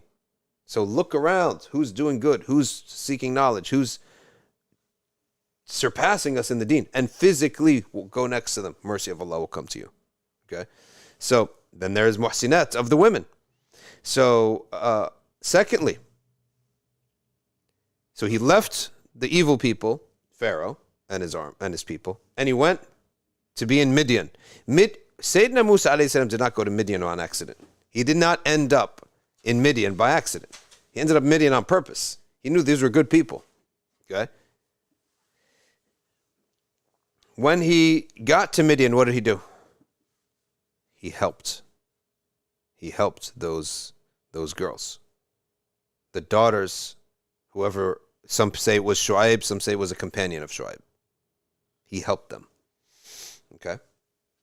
If you want your dua to be answered, ask yourself every day, who did I help today? Did I help any Muslim today? When you see some of the awliya and their stories, do you know how many people the awliya help a day? SubhanAllah. This is a great ni'mah that Allah gave them. They're able to help hundreds of thousands of people a day. Maybe by a book, maybe by charity. Who knows by what? Maybe as a leader. Okay? They help people. So get in the business of helping people. It's a shortcut. Who are you helping them for? For Allah's sake. Okay, you're truly helping them for Allah's sake? Then stick with it for a while. Truly helping them for Allah's sake? Then prove yourself. Stick with it. Stick with helping other people. Guarantee you, at some point your dua will be answered. It is a guarantee like gravity. You have to help people though. You cannot be just at home making dua for yourself. Yes, you could do that, but you got to help others. It's the fastest route. So Sayyidina Musa alayhi salam, after he helped those girls, then after he fled from the evil people to be with the good people, then he said, Rabbi inni lima anzalta ilayya min khayrin faqir, and Allah gave him what he wanted. And more. If Zulaykha didn't become Muslim until long after the events of Surah Yusuf, does that mean when she confessed and talks about Nafs Ammara, she wasn't a Muslim? No, at that time she was a Muslim. And not only that, those people were like the version of Ahl Kitab today, right? Whereas they had prophets in their lineage. They were connected to Prophet Ibrahim at some point, but they lost that connection. But they did have the structure of angels, demons, afterlife, one God, ego. They had that structure. Hence, what did the women say when Yusuf came down? وَقَطَّعْنَ أَيْدِيَهُنَّ. They cut their hands with knives, right? We happen to have a knife today. They had cut their hands with knives.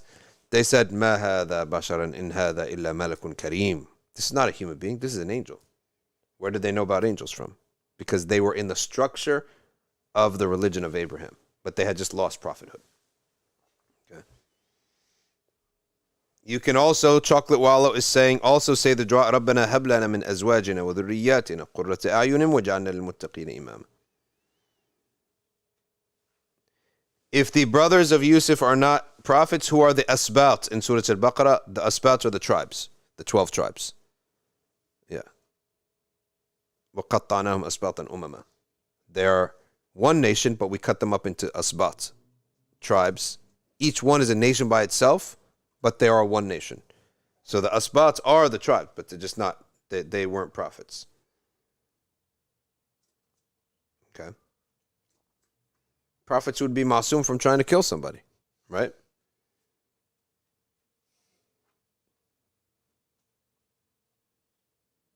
How do we understand the narration regarding stoning the adulterer? Being in the Quran but removed from recitation. No, it's not tahrif, it's naskh. See, naskh, abrogation, is not just that a new rule follows an old rule. It is also that a recitation of the Quran is removed. Okay. It is removed. And so you find that the Sahaba speak about this, naskh. They speak about it, about naskh. And they speak about Surah Al-Ahzab being longer than Baqarah, than the Messenger sallallahu alaihi wasallam coming back, reciting it again, having removed, not recited some of the verses. Okay. Is there any inherent benefit in eating the fruits mentioned in the Quran? Allahu a'lam. Allahu a'lam. What does it mean if you forget your dreams? Maybe it just means that your person's spirituality is not strong enough. Maybe it wasn't a true dream either. True dream is very hard to forget. And it's very, if you notice, one thing we never mentioned, all the dreams, look how short they are. Extremely short dreams. They're not long dreams. The true dream is usually like a snapshot image. You can never forget it. Like one scene, maybe, 2 scenes. That doesn't mean it's limited to that. It could be long and true. Okay? I know one dream interpreter, when he listens, he says, هذه رؤيا ولا فيلم هندي? He says, is this a dream or a Bollywood movie? Right? If it's really long, right? But the true dream usually is short and symbolic, so you can remember it. Even a child remembered it. Sayyidina Yusuf, right? He was a child at the time. Of course, he's a noble prophet, but a noble prophet could be a child. And he remembered it, right? So,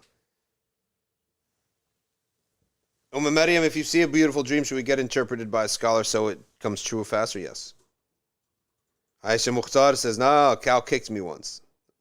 Because we said the cows have no harm in them, right? I've had some experiences. Cows kicked you? Ajib. I kicked, but like going crazy. How do you know? How did you deal with cows before? You had a farm?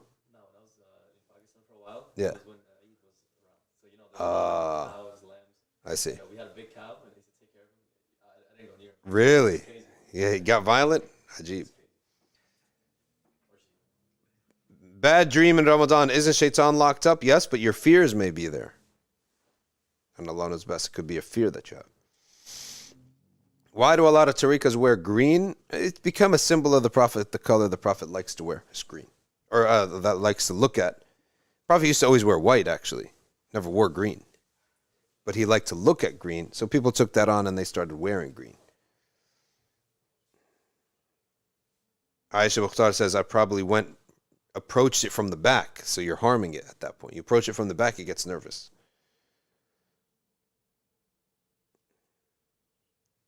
Friend has to play trumpet for class and rehearsals and concerts. What should he do? Well, the trumpet is forbidden for the Malikis and the Hanafis, but the Shafi'is are lenient on wind instruments. So you either go Shafi'i for that period. I'm Shafi'i for 6 period until we finish playing wind instruments. Or you tell your teacher, I have religious purposes, religious exception. What's the explanation for Semitic speaking groups of East Africa? Yeah, there is southward migration. Yeah, there's a lot of Semitic language. I think Amharic is Semitic. So the Semitic is pretty broad. Yeah, Semitic countries, it's a broad circle.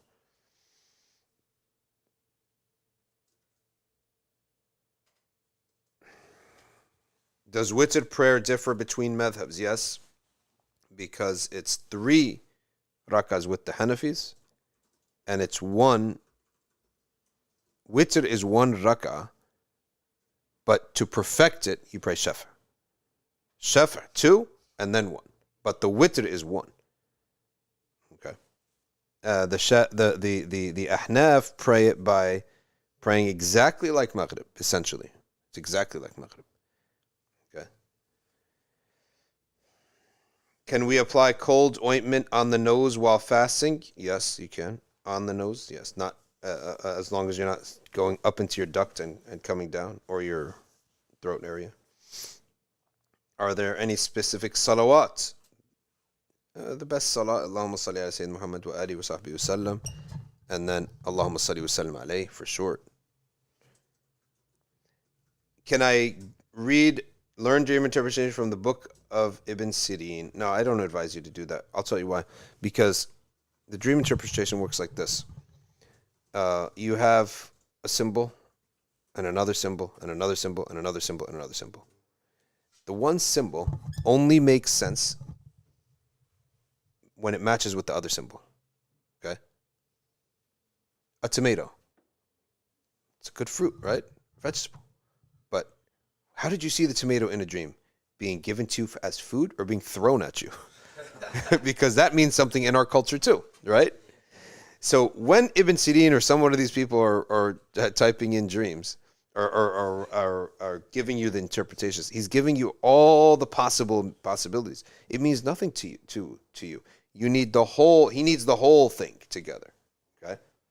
It's like, what does the letter B refer to? It depends on the letters next to it, right? What's next to it? 2 E's, okay, an A, and another B and a Y. What's next to it? It means nothing to me. I saw a lion in the dream. That means nothing. You have to see what is it doing, but you also have to see what are the other symbols around it to give it meaning. That's what gives it meaning. It's like a picture. It's like a picture. Picture, there's all these things in it, but only put together gives you a meaning. Yep. Is listening to Witr and Salah on a car ride as effective as reading it? Not as effective. It has benefit, of course, but to recite it is the more benefit. By the way, so many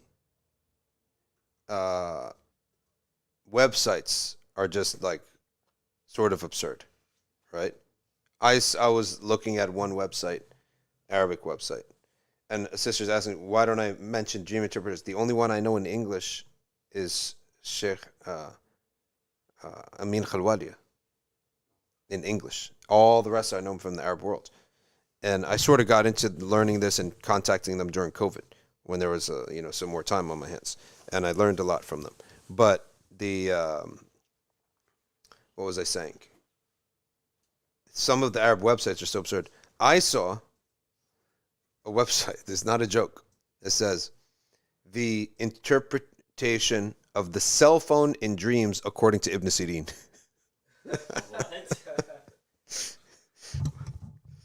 It's a couple thousand years maybe. Millennium and a half off there. I don't know.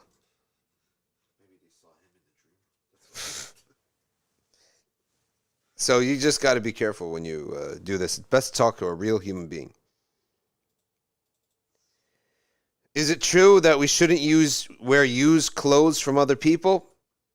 I never heard that, but I do know that you should wash it in case there's najasa on it. Right? You never know, the person didn't observe the rules of najasa and tahara. Fullbring says, when I said parents put culture over religion, I meant that they overlook good potential spouses just because that person is from another culture. I said, look, at a certain point, you have to protect yourself, protect your deen. You are permitted. If you work and you provide for yourself, you are permitted to marry. Of your choice. You don't need permission from your mom. You need permission from your dad. Because we can't make this harder. Sometimes there has to be a balance. On one hand, yes, we have adab with the parents. 100%.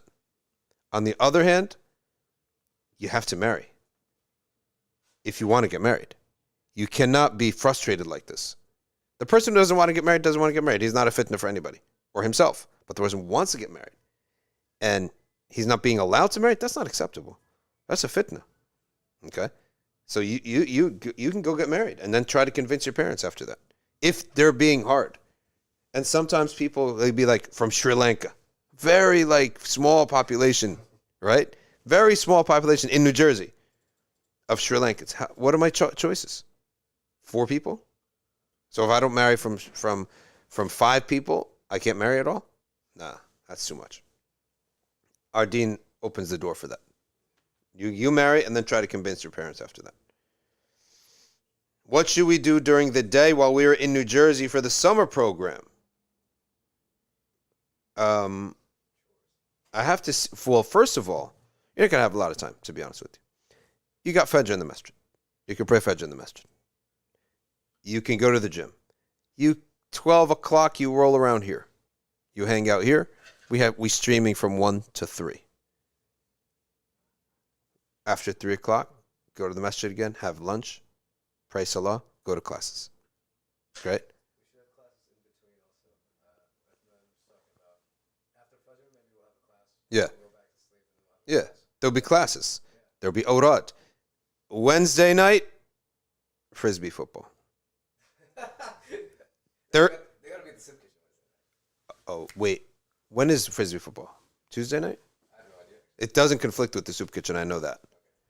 Wednesday night, soup kitchen. Then you got Frisbee football. Then you got basketball. There's Harris and his crew, they play basketball, I think, on Tuesday or Thursday night. Thursday night, Mawlid. Right? Probably Saturday, go to New York City. Go to Maqasid. Take the car out. Rent a car for the day. Go somewhere. Take the train. Right? Keep yourself busy. There's plenty of stuff to do here.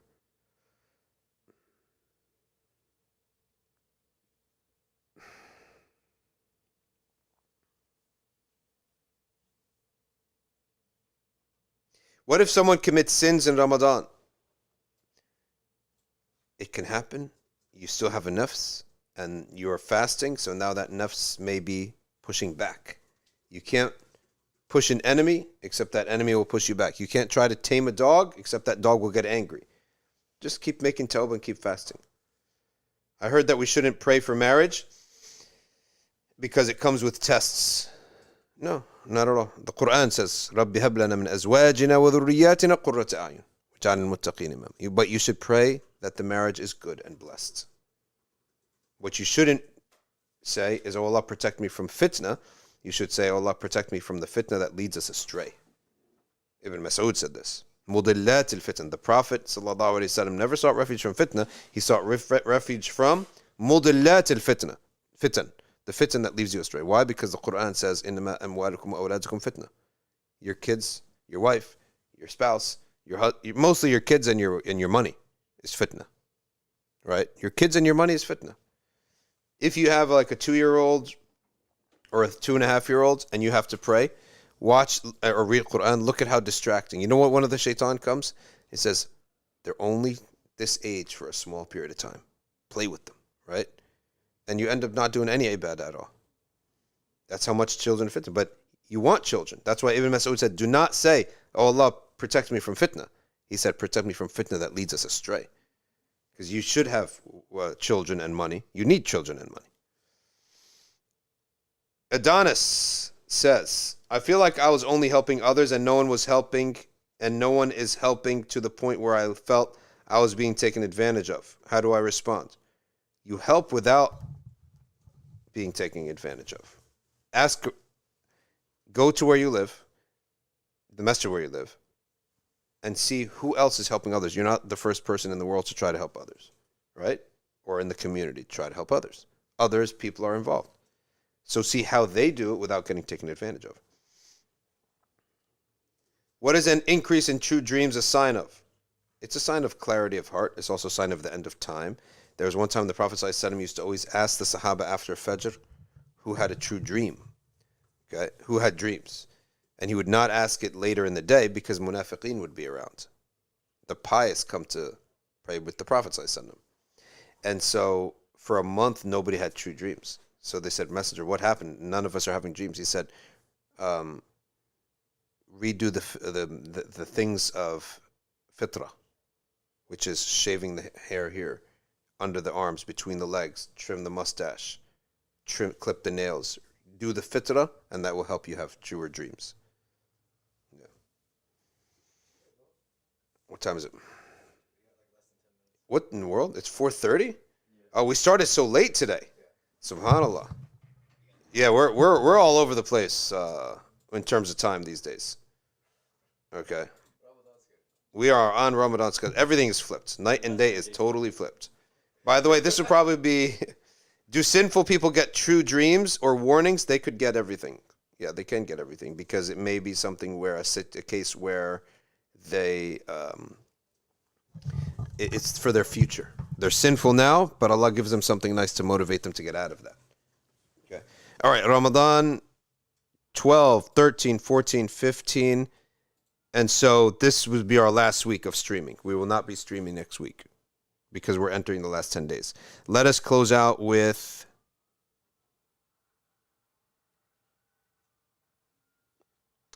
dua. I'd love to have some ice cream, to be honest with you. Dua and Nur right now.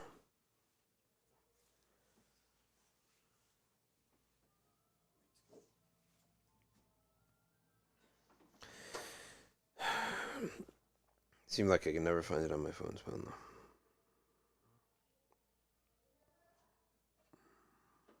Let me just enlarge it here on YouTube. Bismillah ar-Rahman ar-Rahim.